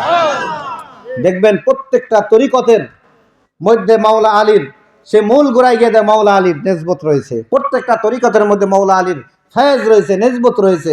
কেননা নবী বলেছেন আনা মদিনাতুল ইলমি, আমি হলাম ইলমের শহর আর আলী হলো তার দরজা। দরজা ছাড়া যদি কেউ ঘরে ঢুকবার যায় তারা কেউ ভালো খায় না, ভালো কয়। সুতরাং ইলম মানে হলো জ্ঞান, আলেম মানে হলো জ্ঞানী। এই জ্ঞানের শহর হলো নবী, এই জ্ঞানের শহরের দরজা হলো আলী। আপনি যদি জ্ঞানী হতে চান, এ আলেম হইতে চান, এলেম অর্জন করতে চান, তাহলে শহরের সাথে যোগাযোগ করতে হবে, আর ওই শহরের সাথে যোগাযোগ করতে হলে আলী নামক দরজা লাগবে। যেরকম ঠিক না বেঠিক? আর এই দরজা বাদ দিয়ে যদি দেওয়াল টপকায়া যান তাহলে কবে চোর। যেরকম ঠিক না বেঠিক? সুতরাং হাকিকি এলেম, হাকিকতে আলেম তারাই যারা মাওলা আলীর মাধ্যমে নবীর কাছে যায়, ওলি আল্লাহদের মাধ্যমে মাওলা আলী হইয়া নবীর কাছে যায়, এলেম অর্জন করে। যেরকম সুবহানাল্লাহ। মাওলা আলী কেমন ব্যক্তি? আল্লাহর নবী বলেন ও আলী আমি তোমাকে ওসিয়ত করে গেলাম লা ইউহিব্বুকা ইল্লা মুমিনুন ওয়া লা ইয়াবগাদুকা ইল্লা মুনাফিকুন। আলী যারা তোমাকে ভালোবাসবে তারা হলো মুমিন, মুমিন ছাড়া কেউ তোমাকে ভালোবাসবে না, আর মুনাফিক ছাড়া কেউ তোমার শত্রুতা করবে না। হাক্কানি কামিল পীরের লক্ষণ শুনে রাখেন। বর্তমানে তো কত কিছু বানাইছেন, এই পড়া লাগবে সেই পড়া লাগবে, 22 হাত পাগড়ি, 13 হাত দাড়ি, 14 হাত জুব্বা, মনে হবে হাক্কানি কামিল। না, হাক্কানি কামিল পীরের প্রথম লক্ষণ হবে ওই পীরের মধ্যে মাওলা আলীর ভালোবাসা আছে কিনা। জোরে কান সুবহানাল্লাহ। যদি কেন মাওলা আলীর ভালোবাসা থাকলে ওই ব্যক্তি মুমিন, আর মাওলা আলীর ভালোবাসা না থাকলে ওই ব্যক্তি হলো মুনাফিক। আর মুনাফিক কোনোদিন হাক্কানি পীর হইতে পারে না। জোরে বলেন পারে না। আজকে যার স্মরণে খসরু শরীফ, যার খসরু শরীফ বাবা সাইফুদ্দিন কেবলা কাবা মাইজ ভান্ডারী, উনি তো আলীর বংশধরী। সুবহানাল্লাহ কর। আল হাসানি ওয়াল হুসাইনি, জোরে কোন সুবহানাল্লাহ। তাহলে বোঝা গেল যে এই দরবারে আসলে আলীর জ্ঞান পাওয়া যাবে, ঠিক না ঠিক? এই জন্য খাজা গরিব নওয়াজ বলেছেন, যদি হক পেতে চাও তাহলে আলীর দরজায় করানারো। তার দরজায়, আলীর দরজায়। যদি আলীর দরজা না পাও, ওই দরজায় যাও যে দরজা আলীর দরজায় গেছে, জোরে কার সুবহানাল্লাহ। সুতরাং আপনি যে পীরের কাছে গেছেন, দেখবেন যে ওই পীরটা মাওলা আলীর সাথে সম্পৃক্ত আছে কিনা। যদি থাকে তাহলে ওই পীরের দরবারে কোরআন আনবেন, দেখবেন মাওলা আলীর দরবার পর্যন্ত চলে গেছে, জোরে কার সুবহানাল্লাহ। আমার নবী বলতেছেন, ও আলী, আনতা কাসিমুল জান্নাত ওয়ান নার ইয়াউমাল কিয়ামা। আলী, আমি তোমাকে হাসরের ময়দানে একটা দায়িত্ব দিলাম। হাসরের ময়দানে তুমি জান্নাত আর জাহান্নাম বন্টন করবা, জোরে কোন সুবহানাল্লাহ। জান্নাত আর হাসরের ময়দানে মাওলা আলী জান্নাতের কাছে গিয়ে বলবে, জান্নাত এটা হলো আমার লোক, তুই নে। আর দোজখের কাছে গিয়ে কবে, এটা হলো তোর লোক, তোর, এটা তুই নে। তার মানে দুনিয়াতে যারা মাওলা আলীর দলে থাকবে এরা হলো জান্নাতি, যারা ইমাম হুসাইনের দলে থাকবে, ইমাম হাসানের দলে থাকবে, এরাই হলো জান্নাতি। কেননা হাসরের ময়দানে গোটা জান্নাত থাকবে মা ফাতেমা, মাওলা আলী, ইমাম হাসান হুসাইন, এদের কর্তৃত্বে, এদের আন্ডারে, জোরে কোন ঠিক না বেঠিক? আল হাসানু আল হুসাইনু সাইয়্যিদা শাবাবি আহলিল জান্নাহ। ইমাম হাসান হুসেন হচ্ছেন জান্নাতের সর্দার, মা ফাতেমা হচ্ছেন মহিলাদের জান্নাতের সর্দারিনী, ঠিক না বেঠিক? মাওলা আলী হচ্ছেন জান্নাত জাহান্নাম ভাগ করবেন। আরে জান্নাতের চাবি যদি নামাজ হয়, যেই নামাজের এত গুরুত্ব দিচ্ছেন, ওই জান্নাতের ইমাম, ওই জান্নাতের নেতা হচ্ছেন ইমাম হুসাইন, জোরে কোন ঠিক না বেঠিক? নামাজের যেমন গুরুত্ব আছে, ইমাম হুসাইনও তেমন গুরুত্ব আছে, জোরে কোন ঠিক না বেঠিক? আল্লাহ বুঝার তৌফিক দান করুন, সকলে বলেন আমিন। এখন ওই লোকটা আশরাফ আলী থানবীর বাপ কয়, ঠিক আছে, আমি মানত করলাম, আমার সন্তান হলে আমি আলীর উপরে সোপর্দ করে দিলাম, আলীর নামে সোপর্দ করে দিলাম। যখন সোপর্দ করে দিল, প্রথম বছর হলো একটা সন্তান, তার নাম রাখলো আশরাফ। দ্বিতীয় বছরে আর একটা সন্তান, দ্বিতীয় বছরে তার নাম দিল আকবর। যেহেতু মাওলা আলীর সোপর্দ করা, আলীর উসিলায়, এই জন্য নাম রাখলো আশরাফ আলী আকবর আলী, জোরে কোন মারহাবা। সুতরাং দেওবন্দের বিশিষ্ট মুরব্বী, উনিও মাওলা আলীর উসিলায় দুনিয়া আইছে, সুবহানাল্লাহ বলেন। আল্লাহ বুঝার তৌফিক দান করেন, সকলে বলেন আমিন, আরো জোরে বলেন আমিন। এই জন্য আমরা যতদিন আছি ইনশাআল্লাহ আমাদের দেহে আমরা নবীর বংশকে ছাড়বো না, ঠিক না ভাই? ঠিক। ওলি আল্লাহদেরকে ছাড়বো না, ওলি আল্লাহদেরকে আমরা ছাড়বো না। আমরা ইনশাআল্লাহ তাদের গোলামি করব, কেননা ওলি আল্লাহদের মাধ্যমে হক ইসলামকে আমরা পেয়েছি, ঠিক না ভাই? ঠিক। আরো যদি বিস্তারিত জানতে চান তাহলে আমার একটা লিখিত কিতাব রয়েছে, কিতাবের নাম হাদিসে পাক পাঞ্জাতন। পাক পাঞ্জাতন মানে হলো দয়াল নবীজি, মাওলা আলী, মা ফাতেমা, ইমাম হাসান হুসাইন, ইনাদের মর্যাদা এবং কোরআন ইদানে ইনাদের দলিল আছে কিনা, অস্তিত্ব আছে কিনা, হাদিসে আছে কিনা, তার বিবরণ রয়েছে। অনেকগুলো হাদিস রয়েছে এর ভিতরে, বাংলা উচ্চারণ সহ 30 টাকা হাদিয়া। এবং এই বইটা যদি নাও পড়তে পারেন, এই বইয়ের ভিতরে কিছু হাদিস রয়েছে মাওলা আলীর শানে, ওই হাদিসগুলো যদি ঘরেও রাখেন বালা মুসিবত আসবে না ইনশাল্লাহ। 30 টাকা হাদিয়া। আর একটা বই রয়েছে আকাইদ মিলাদ কিয়াম ওয়াজ নসিহত শিক্ষা। মিলাদ কিয়াম তো বর্তমানে উঠেই গেছে, ঠিক না ভাই? ঠিক। খবরদার মিলাদ কিয়াম ছাড়বেন না, এটা হলো আমার নবীর জিকির, জিক্রে মুস্তাফা, জোরে কোন সুবহানাল্লাহ। সংক্ষিপ্ত দলিল রয়েছে এবং মিলাদ কিয়ামের নিয়ম কানুন রয়েছে, 30 টাকা হাদিয়া। আর একটা বই রয়েছে কোরআন হাদিসের আলোকে সঙ্গীত। কোরআন হাদিসের আলোকে কি সঙ্গীত, সব সঙ্গীতকে ঢালাওভাবে হারাম বলা বোকামি ছাড়া কিছুই না। প্রায় 10টা হাদিস দিয়েছি। ইসলামী সঙ্গীত বা মাইজ ভান্ডারী সঙ্গীত বা সুফি সঙ্গীত যে জায়েজ, তার দলিল রয়েছে কোরআন হাদিস থেকে, 30 টাকা হাদিয়া। আর একটা বই রয়েছে জিয়ারতে রসুল, নবীজি রওজা জিয়ারতের দলিল, ফরজ নামাজের পরে মোনাজাতের দলিল, তারপর মিলাদ কিয়ামের দলিল, মাজার জিয়ারতের দলিল, 50 টাকা হাদিয়া। যাদের দরকার হয় নেবেন ছাত্রদের কাছ থেকে। আর একটা নকশা আছে, এটা হলো দয়াল নবীজির জুতা মুবারকের নকশা, আরবিতে বলেন নালায়েন শরীফ। এই জুতা মুবারকের নকশা যার কাছে থাকবে শত্রু তার ক্ষতি করতে পারবে না, যার ঘরে থাকবে জিনপুরি আসর করতে পারবে না। দোকানে রাখবেন উন্নতি হবে, ক্যাশ বাক্সে রাখবেন টাকা চুরি হবে না, গাড়িতে রাখবেন গাড়ি অ্যাক্সিডেন্ট হবে না, বাড়িতে স্বামী স্ত্রীর মধ্যে খালি ভেজাল, শান্তি নাই, নিয়ত করে রাখবে ইনশাল্লাহ শান্তি চলে আসবে। কোনো মা যদি সন্তান ডেলিভারির সময় খুব কষ্ট পায়, তার ডান হাতে এটা দিয়ে দেবেন, 20 টাকা হাদিয়া। যাদের দরকার হয় আমার ছাত্রের কাছ থেকে নিয়ে নেবেন। একটু মহব্বত দুরূদ শরীফ পড়ি। আল্লাহুম্মা। এই ডাক্তার সাহেব কয়টা পর্যন্ত? 11টা বাজে।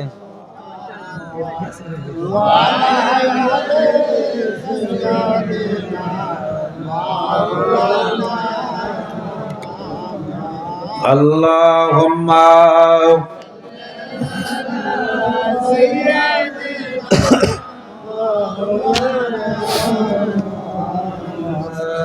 وعلى آل سيدنا।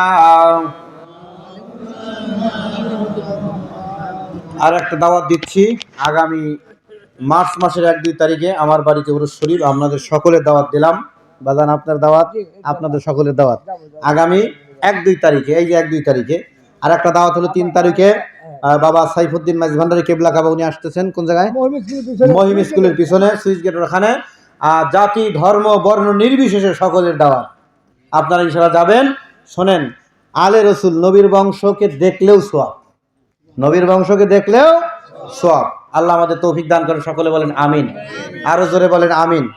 আর আমরা যারা আছি ইনশাআল্লাহ শেষ করে দেবো। জাহিদ ভাই 11টা।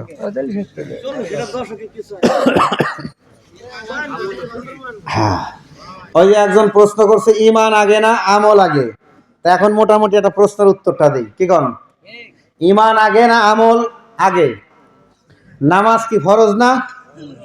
নামাজ কার উপরে ফরজ? ঈমানদারের উপরে ফরজ। কার উপরে ফরজ? ঈমানদারের উপরে ফরজ। ঈমান যখন আনবেন তখন হলো আপনার উপরে আমল। ঈমান না আনা পর্যন্ত আমলের কোনো মূল্য নাই। ঈমান আছে তো আমলের মূল্য আছে, ঈমান নাই তো আমলের মূল্য নাই। এবার ঈমান কি জিনিস, এই ঈমানটা বুঝতে হবে। ঈমান কেমন করে আপনার আনান করতে হবে, এই জিনিসটা আমাদের দরকার। ঈমান কি জিনিস? বুখারী শরীফ কিতাবুল ঈমান হাদিস নম্বর 15, আল্লাহ রাসূল বলেন, লা ইউমিনু আহাদুকুম হাত্তা আকুনা আহাব্বু ইলাইহি মিন ওয়ালিদিহি ওয়া ওয়ালাদিহি ওয়ান নাসি আজমাইন। রাসূল বলেন যে আমি নবীকে যদি ভালোবাসতে না পারো নিজের জীবনের চাইতে, সন্তানের চাইতে, পিতামাতার চাইতে, ওয়ান নাসি আজমাইন দুনিয়ার সব কিছুর চাইতে যদি বেশি ভালোবাসতে পারো তবে ঈমানদার। যদি না পারো তাহলে ঈমানদার হওয়া যাবে না। তার মানে দুনিয়ার সব কিছুর চাইতে, নিজের জীবনের চাইতে, সন্তান পিতামাতার চাইতেও বেশি ভালোবাসতে হবে নবীকে। বেশি ভালোবাসা, নবীকে বেশি ভালোবাসার নামই হচ্ছে ঈমান। জোরে খান সুবহানাল্লাহ। ঈমান আছে, আমলের মূল্য আছে। তাহলে ঈমানটা কি? নবীর ভালোবাসা। যার ভিতরে নবীর ভালোবাসা যত বেশি তার ভিতরে তার ঈমান তত শক্তিশালী। যার ভিতরে নবীর ভালোবাসা যত কম তার ঈমান তত দুর্বল। ঠিক না বেঠিক? এবার নবী বলেন আমি নবীকে কেমন করে ভালোবাসবা। বুখারীর হাদিস কিতাবু ফাজাইলুস সাহাবীর মধ্যে আবু বকর সিদ্দিকী থেকে বর্ণিত, উরকুবু মুহাম্মদ সাল্লাল্লাহু আলাইহি ওয়াসাল্লাম ফি আহলি বাইত। আল্লাহর নবী বলেন আমি নবীকে ভালোবাসতে হইলে আমার আহলে বাইত আলী ফাতেমা হাসান হুসাইনের মাধ্যমে ভালোবাসা। ধরে যান সুবহানাল্লাহ। শোনেন, ফরজের উপরে ফরজ আছে, আছে না? প্রত্যেক ফরজের উপরে ফরজ আছে। আমি ম্যাক্সিমাম সময় একটা হাদিস বলি। মক্কায় যারা গেছেন, কাবা ঘরের ভিতরে একটা জায়গা আছে রোকনে ইয়েমিন। এই জায়গা থেকে হাজিরা তাওয়াফ শুরু করে। এই রোকনে ইয়েমিন থেকে সামনে গেলে মাকামে ইব্রাহিম নবীর পায়ের ছাপ সোনালী জালি দিয়ে ঢাকা। এই জায়গার মধ্যে যদি কেউ নামাজ পড়ে নামাজ কবুল হয়ে যায়। যদি কেউ রোজা রাখে রোজা কবুল হয়ে যায়। ওই জায়গা যদি কেউ মারা যায় তাকে আল্লাহ জান্নাত দেয়। কিন্তু আল্লাহ রসুল বলতেছেন, আল মুস্তাদরাক আলা সহিহাইন হাদিস নম্বর 4712, নবীজি বলেন আন্না রজুলান সাফানা বাইনা রুকনে ওয়াল মাকাম। কোন ব্যক্তি যদি এই মক্কার কাবা ঘরে গিয়ে রোকন আর মাকাম ইব্রাহিমের মাঝখানে অবস্থান নেয়, ফাসাল্লাহ নামাজ আদায় করে, ওয়া সামা রোজা রাখে, সোম্মালাকি আল্লাহে ওই জায়গা যদি নামাজ পড়তে পড়তে রোজা রাখতে রাখতে যদি মারাও যায়, ওয়াহুয়া মুবগিদান লি আহলে বাইতি মুহাম্মাদিন, কিন্তু তার অন্তরে নবীর আহলে বাইত আলী ফাতেমা হাসান হুসাইনের হিংসা থাকে, দাখালান নার, নবী বলেন মক্কার ঘরের নামাজ রোজার কাজে আসবে না, ওই ব্যক্তি চলে যাবে দোজখের মধ্যে। ধরে কান নাউজুবিল্লাহ। সুতরাং নবী এবং নবীর আহলে বাইত এরা হলো ঈমান। এরা কি? ঈমান। আর এই ঈমানকে ধারণ করার পরে হলো আমল। এই ঈমান যদি আপনার অন্তরে থাকে তবে আপনার নামাজ কবুল হবে। আর যদি এই ঈমান অন্তরে না থাকে, নবীর আহলে বাইতের ভালোবাসা যদি হিংসা থাকে, তাদের নামাজ কবুল হবে না। এটা মক্কার ঘরে পড়লেও কবুল হবে না। ঠিক না বেটি? জোরে বলেন ঠিক না বেটি? আল্লাহ বুঝার তৌফিক দান করেন, সকলে বলেন আমিন। এই জন্য যারা আউলিয়া کرام ওনারাই আমাদেরকে মূল ধারার ইসলামটা শিক্ষা দিচ্ছেন, ঠিক না ঠিক? হকের পথে আমাদেরকে আহ্বান করছেন। এই জন্য আউলিয়া کرامের দরবারে যাবেন, ওখানে গেলেই মুক্তিটা পাবেন। আর আউলিয়া کرام ছাড়া যেখানেই দৌড়াবেন ওখানে গেলে ফেতনার ফেতনা, ঠিক না ঠিক? আগে দেখবেন কোন এলাকায় একজন পীর সাহেব আসলে সে যেই দরবারে হোক না কেন সব মানুষ যাইতো তার কাছে একটু দোয়া নেওয়ার জন্য।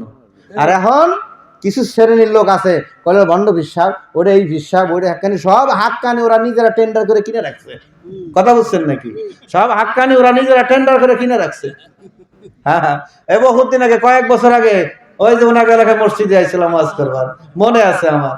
হাই হাই রে, আপনি ছিলেন না? হ্যাঁ, চালাকি করে, আমি প্রধান অতিথি, চালাকি করে একজনের সভাপতি বানাইছে। তা আমি তো পাক পাঞ্জাতে না হলে তাহলে এখানে সম্মান করে আইছি। ওই সভাপতি আইসা প্রথমেই ওয়াজ শুরু করা দিছে, উনি যে দূরত পড়লো এই দূরটা কোন জায়গায় আছে। এই ওয়াজ যখন করছে না, মাইক ম্যান আসতে করে মাইকটা টান দেয়, কয় নাইমে হারিস, কয় নাইমে হারিস। এই জন্য হুঁশিয়ার, সাবধান।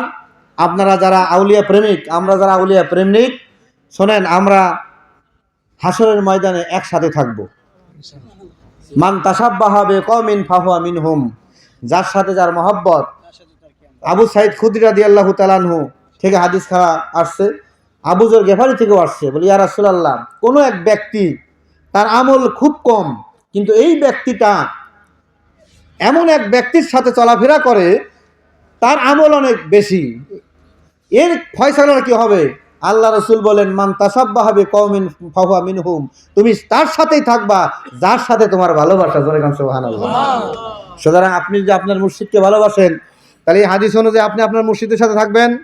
আপনার মুর্শিদ থাকবে আপনার দাদা মুর্শিদের সাথে, আপনার দাদা মুর্শিদ তার সাথে, এমন করতে করতে গাউসে পাকের সাথে, এমন করতে করতে মাওলা আলী হইয়া নবীজির সাথে। জোরে গান ঠিক না ঠিক?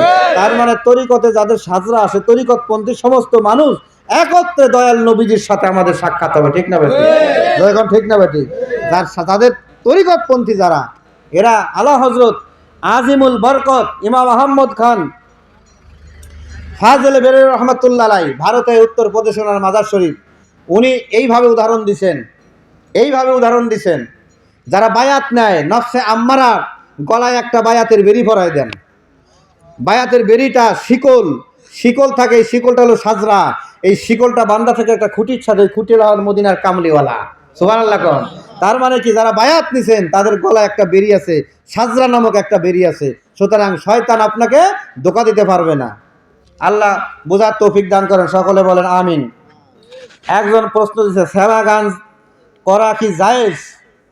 হ্যাঁ, শ্যামা গান করা জায়েজ। গান হলো দুই প্রকার। কয় প্রকার? দুই প্রকার। ওই যে একজন লেখছে না, সুগানে স্বাগতম মমিন মমিন।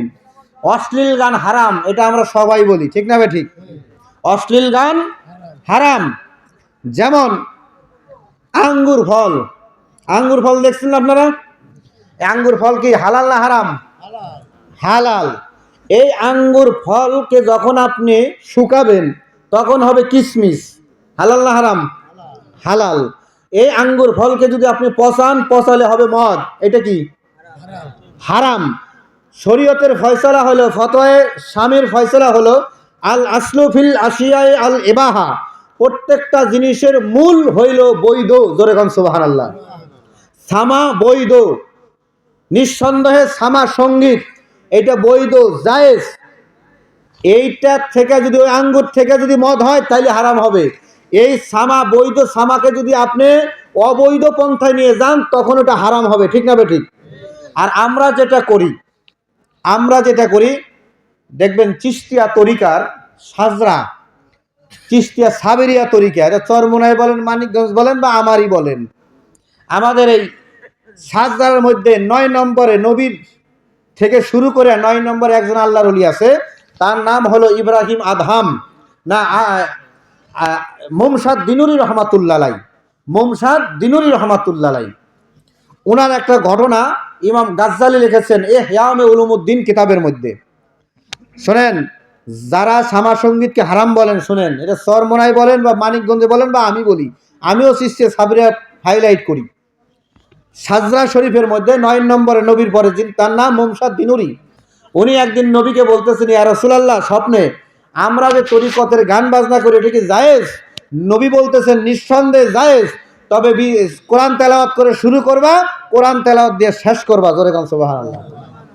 কথা বলছেন, চরমোনার সাজরা শরীফে আল্লাহর নাম আছে। মূলত চিশতিয়া কাদরিয়া তরিকতে সামা মাহমিলটা রয়েছে। এর উসুলটা কোন জায়গা আছে? কোরআনের সূরা সাবার 10 নম্বর আয়াত, ওয়ালাকাদ ফাতাইনা দাউদা মিন্না ফাদলা।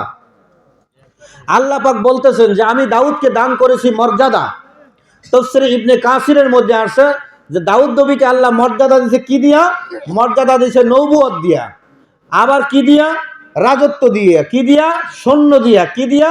সঙ্গীত দিয়া। জোরে কান সুবহানাল্লাহ। দাউদ আলাইহিস সালামের উপর একটা কিতাব নাজিল হয়েছিল, কিতাবটার নাম হলো কি? জবুর। কি নাম? জবুর। জবুর হলো ফার্সি ভাষার শব্দ। জবুর মানে হলো, গুগলে এখনই সার্চ দেন, জবুর মিন্স লেখেন, Zabur means song or music or song. জোরে করেন একটু মারহাবা। জবুর মানে হলো সঙ্গীত বা মিউজিক বা গান। জবুরের মধ্যে জবুর তেলাওয়াত যখন করতেন দাউদ আলাইহিস সালাম, তখন আকাশ থেকে পাখি আসতো, জঙ্গল থেকে পশুরা চলে আসতো, ওই সমুদ্র থেকে মাছ চলে আসতো ওই জবুর শরীফ শোনার জন্য। জবুরের মধ্যে কি আছে? জবুর শরীফ আপনারা তো দেখেন নাই, যদি কেউ দেখেন আমার বাড়িতে যান। জবুর শরীফের মধ্যে 150টা কাওয়ালি আছে। মারহাবা কর।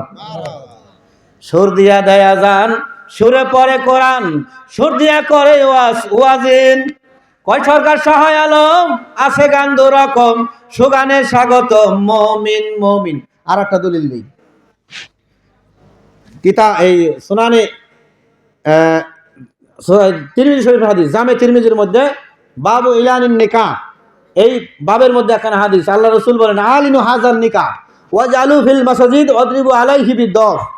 দফ চিনেন না আপনারা? দফ লুগাতে কেশওয়ারির মধ্যে আসছে, এই দফ মানে হলো ঢোল। দফ মানে কি? ঢোল। যদি বলেন ঢোল তো দুই পাশে, দফ হলো এক পাশে, তাহলে আমি কব তাহলে দুইটা দফ উল্টে করে বাইন্ধে নেন। কি কথা বলা? কি হয়? দফ বাজান জায়েজ। দুনিয়ার সব মোল্লারা ফতোয়া দিছে দফ বাজান জায়েজ, ঢোল বাজান জায়েজ নাই। তা আমি এক মোল্লারে বললাম, ঠিক আছে ঢোল বাজাবো না, দুইটা দফ উল্টে করে গিট্টুতে বাজাবো। কথা বুঝছেন নি? এত পারেন। আল্লাহ কয় কুন ফায়া কুন, হাও হয়ে যাও। ঠিক যাবে? ঠিক। দুনিয়া হয়ে গেছে না? আবার দুনিয়া যখন ধ্বংস হওয়ার পথ, তখন তো আল্লাহ কইতে পারতো দুনিয়া ধ্বংস হয়ে যাও, কি পারতো না? তা না করে আল্লাহ ইসরাফিল একটা বাসে মুখে নেয়। ঠিক না ঠিক? আল্লাহ চায় যে সুরের মাধ্যমে ফানাটা হোক। ঠিক না ঠিক? জোরে গান ঠিক না ঠিক? এটা দেওয়া সম্ভব না এখন, এটা বহুত সময় লাগবে। তাফসীর করতে গেলে এখন 1.5-2 ঘন্টা সময় লাগবে। আল্লাহ আমাদের সকলকে বোঝার তৌফিক দান করেন। সকলে বলেন আমিন। খুতবাতুল হাকাম, প্রত্যেক মসজিদে খুতবাটা পড়া হয়। 16 নম্বর খুতবা আশরাফ আলী থানভী লিখেছেন। 16 নম্বর খুতবার মধ্যে আছে, যেই সঙ্গীত আউলিয়া কেরামের সীমা অতিক্রম করে না, উহাকে তোমরা খারাপ বলিও না। সুবহানাল্লাহ। আরো দলিল আছে, আমার 30 টাকাতে একটা বই কিনে নিয়ে ইনশাআল্লাহ দলিলটা নিয়ে পড়েন। অনেক দলিল রয়েছে। আল্লাহ রাসূল কি বলেছেন? মায়েশা থেকে বর্ণিত, আলিনু হাজার নিকাহ ওয়াজআলু ফিল মাসাজিদ ওয়াদরিবু আলাইহি বিদ-দফ। তোমরা মসজিদে বিবাহ পড়াও, প্রচার করো এবং দফ বাজাও। জোরে কান সুবহানাল্লাহ। মসজিদে বিবাহ পড়াবার কইছে। আমাদের দেশের অনেক মানুষ আছে মসজিদে বিবাহ পড়ায়, মসজিদে পড়ায় না। এটা হলো একটা অংশ। নবী কইছে দফ বাজাও। বিয়ের পরে কি? দফ বাজাও। দফ মানে ঢোল বাজাও। দফের বাংলা লুগাতে কেশওয়ারি, লুগাত মানে হলো বিধান, লুগাতে কেশওয়ারির মধ্যে আসে দফ অর্থ হলো ঢোল। তাহলে মসজিদের মধ্যে বিবাহ পড়াবো, ঢোলটা বাজাবো কোন জায়গা? হ্যাঁ, এই জন্য ভারতের পাকপাত্তান শরীফে মসজিদের মধ্যে শেখ ফরিদ রহমাতুল্লাহ উনি গান বাজনা করতেন।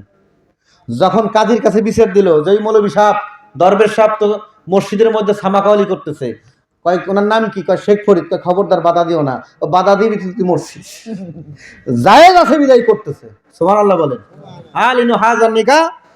এই জন্য আরেকটা হাদিস আছে, ফাসলুমা বাইনাল হালালে ওয়াল হারামে। কে হাদিস সাহেব আসছে, ফাসলুমা বাইনাল হালালে ওয়াল হারামে ওয়াদ-দফু ফিন নিকাহ, সাউতু ওয়াদ-দফু ফিন নিকাহ। যে হালাল হারাম বিবাহের পার্থক্য হয় ঢোল এবং গান দ্বারা। এই জন্য হাম্বলি মাযহাবে, মালিকি মাযহাবে দোল না বাজালে বিয়ে তারা বিবাহ করে, বিবাহ পরিপূর্ণ হয় নাই। আর আমাদের মাযহাবে ঢোল বাজানো মুস্তাহাব, গান সঙ্গীত করা মুস্তাহাব। এই যে দেখবেন যে আগেকার দিনে গীত গাইতো মহিলারা, গীত বিয়ের দিনে গীত গাইতো না, এটা হাদিস দ্বারা সম্মত। বাংলাদেশে বহুত মৌলবী সব দেখছি, মোবাইল চেক করলে কত গান পাওয়া যায়। আবার ওয়াজের মঞ্চে ফাইটটা যায়, ওরে বুক্কা ফাইটটা যায়, গান পুরো একটু গায়া কয় জোরে কর নাউজুবিল্লাহ। কেন নাউজুবিল্লাহ পুরো একটু গায়া নাকি? তার মানে গান পুরো একটু রাত্রে মুখস্থ করছে, শুনে ঠিক না বেঠিক? জোরে গান ঠিক না বেঠিক? এই গান আমরা গাই না, এই গান আমরা গাই না, শুনি না, ঠিক না বেঠিক? জোরে গান ঠিক না বেঠিক? আমরা এমন গান গাই, ভান্ডারের ভান্ডারি বাবা গোলাম রহমান, কি গাই না, তোমার রহমতের ভান্ডার হতে আমায় করো দান। কেন? মাইজ ভান্ডার হলো হায়াতের ভান্ডার, রিজিকের ভান্ডার, রহমতের ভান্ডার, দৌলতের ভান্ডার। আপনারা চিনেন নাই, কিন্তু ইমাম শেরে বাংলা ঠিকই চিনেছেন। ওনার দেওয়ানে আজিজে বলছেন, মাইজ ভান্ডার দরবার শরীফ যাওয়ার সময় হাটহাজারিতে যে আল্লাহর ওলির মাজার, ইমাম শেরে বাংলা জালালউদ্দিন আল কাদরি শেরে বাংলা, আজিজুল হক শেরে বাংলা, ওনার মাজার শরীফ উনি দেওয়ানে গাইছিয়াতে লিখেছেন, যদি অলি হতে চাও তাহলে মাইজ ভান্ডার জিয়ারত করো, কারণ মাইজ ভান্ডার বেলায়েতের খনি। সুবহানাল্লাহ। যদি ধনী হতে চাও গরিবুল্লাহ শাহর মাজার জিয়ারত করো, যদি মামলা থেকে নিষ্কৃতি পেতে চাও তাহলে আমানত শাহর মাজার জিয়ারত করো। আগার অলি আল্লাহরা কয় মাজার জিয়ারত করবার, আর আমাকে মোল্লারা কয় মাজারে যাইস না। কি কথা ঠিক না ঠিক? শোনেন, আপনাদেরকে একটা উদাহরণ দিয়ে যাই, আমি বাস্তব উদাহরণ দিয়ে যাই। পৃথিবীতে যত নবীদের সন্ধান পাওয়া গেছে, মাজার আছে না নাই? জোরে কোন আছে না নাই? আছে। আদম নবীর মাজার আছে না নাই? ইব্রাহিম নবীর মাজার, নবীগণের মাজার আছে। গাউস পাকের, খাজা বাবার, বাবা শাহজালালের, ইমাম আবু হানিফার, ইমাম মোহাম্মদ হাম্বল, ইমাম শাফি, কি আছে না নাই? তাহলে ওলি আল্লাহর মাজার আছে, নবীগণের মাজার আছে, সাহাবীদের মাজার আছে। এখন পক্ষান্তরে মাজার নাই হলো ফেরাউনের, আছে নাকি? আবু জেহেলের, নমরুদের, এজিদের। তার মানে কি, যা নাই যার, এরা হলো ওই দলের লোক, ঠিক না ঠিক? আর আমরা মাজারের যারা দলে আছি, এরা আমরা নবী ওলি সাহাবীদের পক্ষের লোক। আল্লাহ বুঝার তৌফিক দান করেন, সকলে বলেন আমিন। ওয়া আলাইনা ইল্লাল বালাগ। আসসালামু আলাইকুম ওয়া রাহমাতুল্লাহ। আপনার আংশিক একটু ইঙ্গিত দিয়ে দেন, সামান্য। কি কইছে এটা দিয়া? না, আমাদের বলতে তো এটা পারবেন, এই জন্য আপনি আংশিক দিয়ে দেন, সামান্য 2-10 মিনিট। আসেন, যারা শোনেন, তাফসির করার জন্য কয়েকটা জিনিস লাগে। তাফসিরের আয়াতের নুজুল কবে, শানি নজুল কবে, কোন জায়গা হয়েছে, এবারতুন নাস, দলালাতুন নাস, ইশারাতুন নাস, বহুত কিছু। ওই যে খুঁজ সেবার তাফসির আমরা করি না। যারা চায় নিয়ে আসেন, দরকার হলে 2 ঘন্টা ঘরের মধ্যে আসেন। আল্লাহ আমাদের সকলকে বোঝার তৌফিক দান করেন, সকলে বলেন আমিন। একটু এই হবে না, মিলাদ কিয়াম হবে নাকি? হ্যাঁ, আসেন না, ওই যে ভান্ডারি মিলাদ কিয়াম হবে, সাথে আসেন, কারা আছেন আসেন।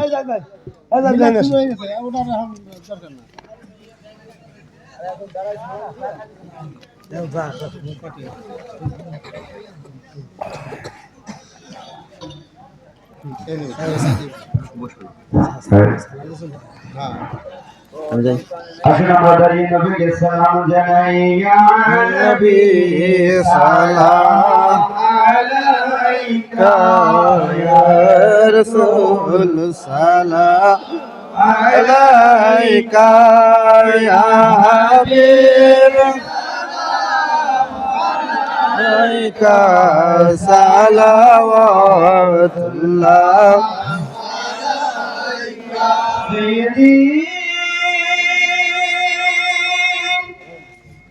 Ya Rasulullah,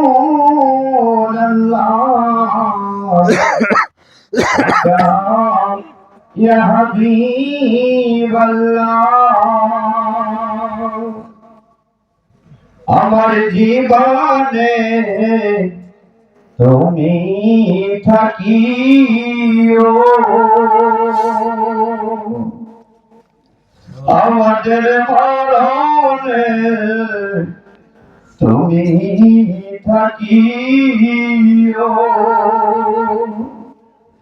আমাদের কবরে তুমি থাকিও, হাসরে উম্মত বলিও।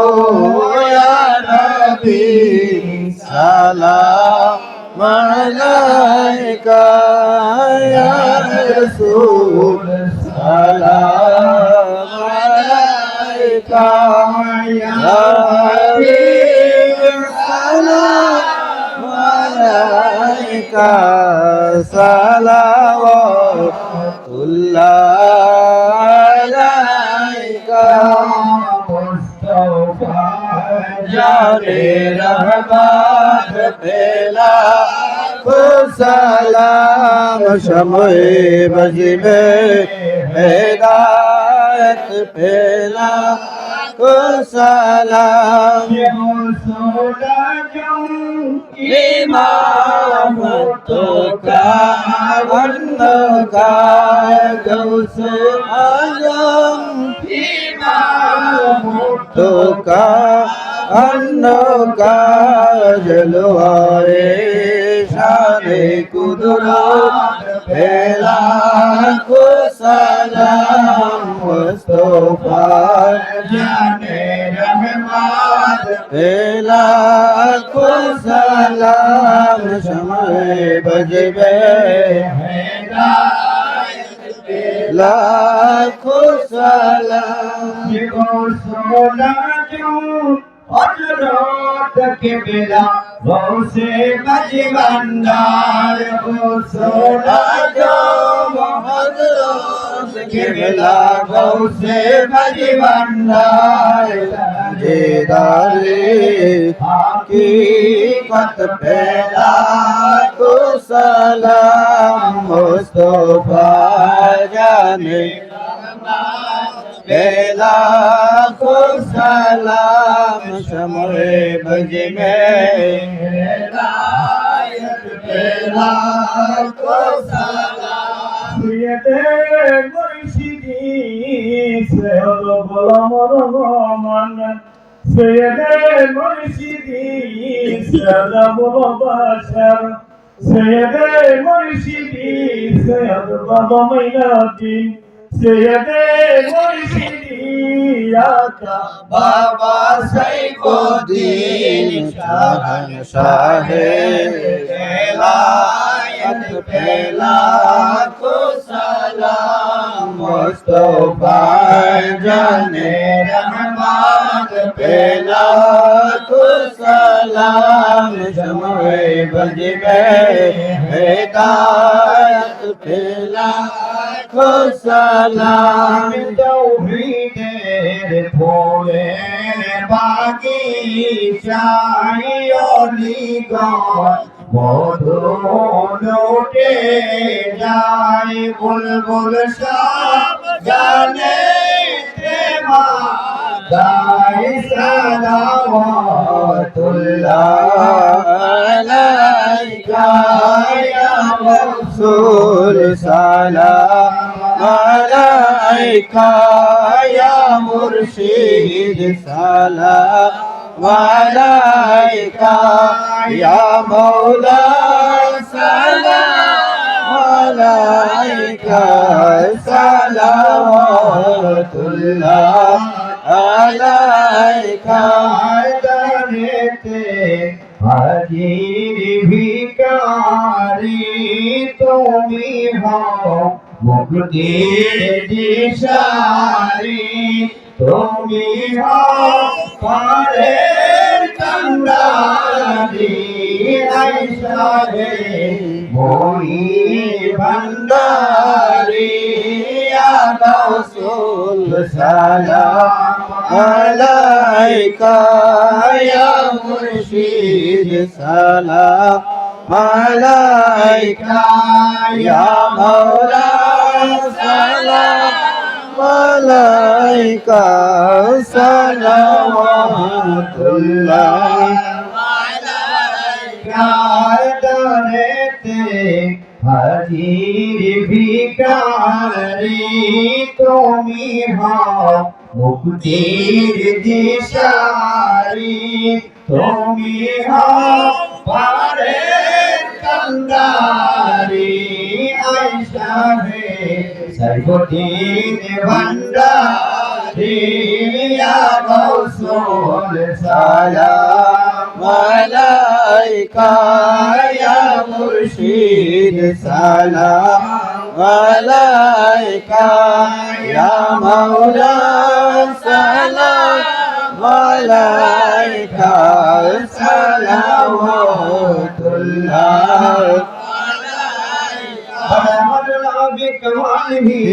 كسبت جواري حسرت جميع خصاله صلوا عليه وآله سلموا يا قوم صل على سيدنا الأمين مصطفى ما جعل رحمة للعالمين صل على رسولنا صل على محمد صل على حبيبنا صل على محمد صل على جميع جماعت تمہارے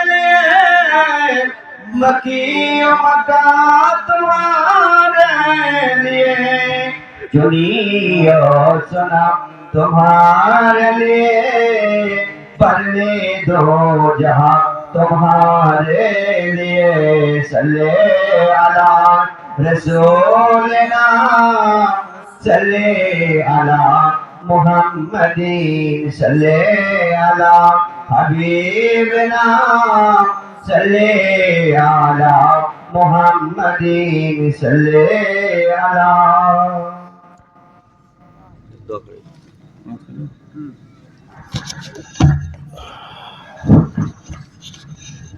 আমাদের অনেকেরই পিতামাতা নবী কবরবাসী হয়ে গেছে। আমরা ঈসা আলাইহিস সালামের নিয়তে কবর জিয়ারতের উদ্দেশ্যে বিসমিল্লাহ সহকারে সূরা ফাতিহা পড়ি একবার, সূরা ইখলাস পড়ি তিনবার, যে কোনো দুরূদ শরীফ পড়ি একবার। বিসমিল্লাহির রহমানির রহিম আর-রাহমানির রহিম মালিকি ইয়াউমিদ্দিন ইয়্যাকা না'বুদু ওয়া ইয়্যাকা নাস্তাঈন ইহদিনাস সিরাতাল মুস্তাকিম সিরাতাল লাযীনা আন'আমতা আলাইহিম গায়রিল মাগদূবি আলাইহিম ওয়ালাদ-দাল্লিন আমিন। বিসমিল্লাহির রহমানির রহিম قل هو الله احد الله الصمد لم يلد ولم يولد ولم يكن له كفوا احد. بسم الله الرحمن الرحيم قل هو الله احد الله الصمد لم يلد ولم يكن له كفوا احد. بسم الله الرحمن الرحيم قل هو الله احد الله الصمد لم يلد. اللهم صل على سيدنا محمد النبي الأمي. اللهم صل على سيدنا محمد اللهم صل على سيدنا اللهم صل على মামুন ভাইয়ের আব্বা 2 বছর আগে ইন্তেকাল করছে।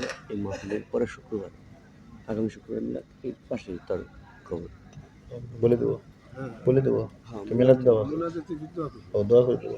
আর শুক্রবার দিন মিলাদ মৃত্যুবার্ষিকী মামুন ভাইয়ের আব্বা আব্বার মৃত্যুবার্ষিকী উপলক্ষে আগামী শুক্রবার মিলাদ মাহফিল জুমাবাদ সকলে দাওয়াত রইল আপনারা ইনশাআল্লাহ উপস্থিত থাকার চেষ্টা করবেন। আল্লাহুম্মা আমিন।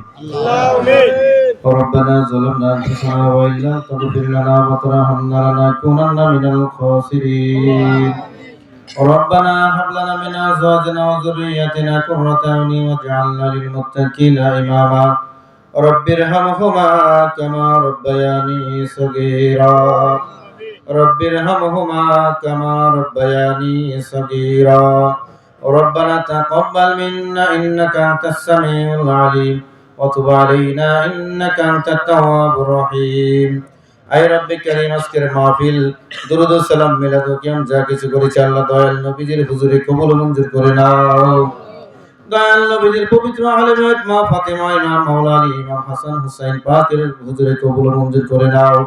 দয়াল নবীজির সাহাবা তাবেঈন তাবেঈন মুস্তাহিদিন সালফে সালিহিন আউলিয়া ইকরাম আপন আপন পীর মুর্শিদের হুজুরে কবুল মঞ্জুর করে নাও। খাস করে হযরত কিবলা কাবা গৌসুল আজম মজভান্ডারী হুজুরে কবুল মঞ্জুর করে নাও। হযরতে বাবা ভান্ডারী কিবলা কাবা ওনার হুজুরে কবুল মঞ্জুর করে নাও। আল্লাহ খাস করে আওলাদের রাসূল বাবা মঈনুদ্দিন বাবা ভান্ডারী মুজমুদ্দিন আল মজভান্ডারী কিবলা কাবার হুজুরে কবুল মঞ্জুর করে নাও। হযরত সৈয়দ বাবা সাইফুদ্দিন আল মজভান্ডারী কিবলা কাবার হুজুরে কবুল মঞ্জুর করে নাও। আয় রব্বি কারীম, খাস করে মাহফিলের সিলা করে আমাদের জিন্দেগীর সব গুনাহ খাতাগুলিকে মাফ করে দাও। আয় রব্বে কারীম, যে মহান ওলির আজকে খুশরু শরীফ উপলক্ষে আল্লাহ এই মাহফিল, খাস করে সেই মহান ওলি যিনি একবার নয় প্রত্যেক বছর এই সুফি অ্যাওয়ার্ড নেওয়ার জন্য বিদেশের জমিনে চলে যায়, আল্লাহ সেই বাবা সাইফুদ্দিন মেজভান্ডারের হায়াতের মধ্যে বরকত দান করে দাও আল্লাহ, ওনার নেক ফয়জাত আমাদের নসিব করে দাও। মেজভান্ডারের যত আওলাদ আছে আল্লাহ প্রত্যেক আওলাদের নেক ফয়জাত আমাদের নসিব করে দাও আল্লাহ। বাংলার জমিনে যত আউলিয়া ইকরাম আছে সমস্ত আউলিয়া ইকরামের নেক ফয়জাত আমাদের নসিব করে দাও। আয় রব্বে কারীম, আমাদের জিন্দেগীর সব গুনাহ খাতাগুলিকে মাফ করে দাও আল্লাহ। আমাদের পিতা মাতা আত্মীয় স্বজন ময় মুরব্বী যে যেখানে শুয়ে আছে আল্লাহ প্রত্যেকের কবরকে তুমি জান্নাতের টুকরা বানায় দাও। অত্র এলাকার মধ্যে যত কবর বসে আছে तमाम বিশ্বে যে যেখানে শুয়ে আছে আল্লাহ প্রত্যেকের কবরকে তুমি জান্নাতের টুকরা বানায় দাও আল্লাহ। খাস করে মাওলা আমাদের সকলের দিলের নেক মকসুদকে পূরণ করে দাও। আমরা যারা আছি আল্লাহ আউলিয়া প্রেমে এই যে দেহে যতদিন জীবন আছে আউলিয়ার প্রেমে পাক পাঞ্জাতনের প্রেমে যেন জীবন অতিবাহিত করতে পারে সেই তৌফিক দান করে দাও আল্লাহ। এই মাহফিলে আজ আমাদের ডাক্তার মামুন ভাই আমার আব্বা কবর বসে আল্লাহ তিনার কবরটাকে জান্নাতের টুকরা বানায় দাও। প্রত্যেক বছর যারা মাহফিল সুষ্ঠুভাবে করতে পারে সেই তৌফিক দান করে দাও। এই মাহফিলে যারা যেভাবে সহযোগিতা করেছে মাওলা প্রত্যেকের সহযোগিতাকে খেদমতকে নাজাতের ওসিলা হিসেবে কবুল ও মঞ্জুর করে নাও। আয় রব্বে কারীম, খাস করে মাওলা দয়ার নবীজি নবীর আহলে বাইতকে বেশি বেশি করে ভালোবাসার তৌফিক দান করে দাও।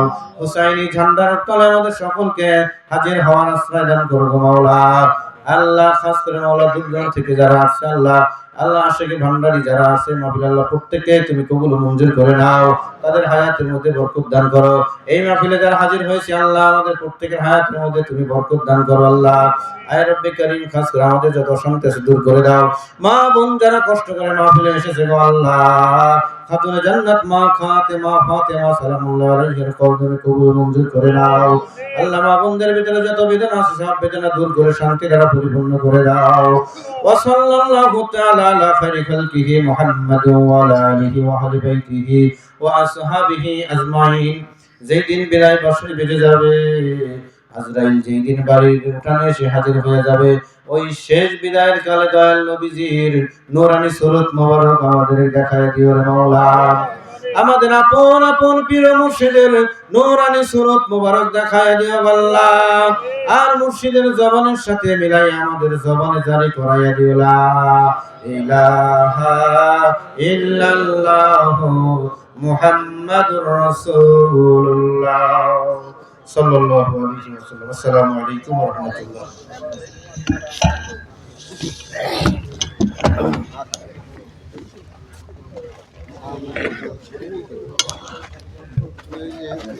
এই খবর কে না খাবার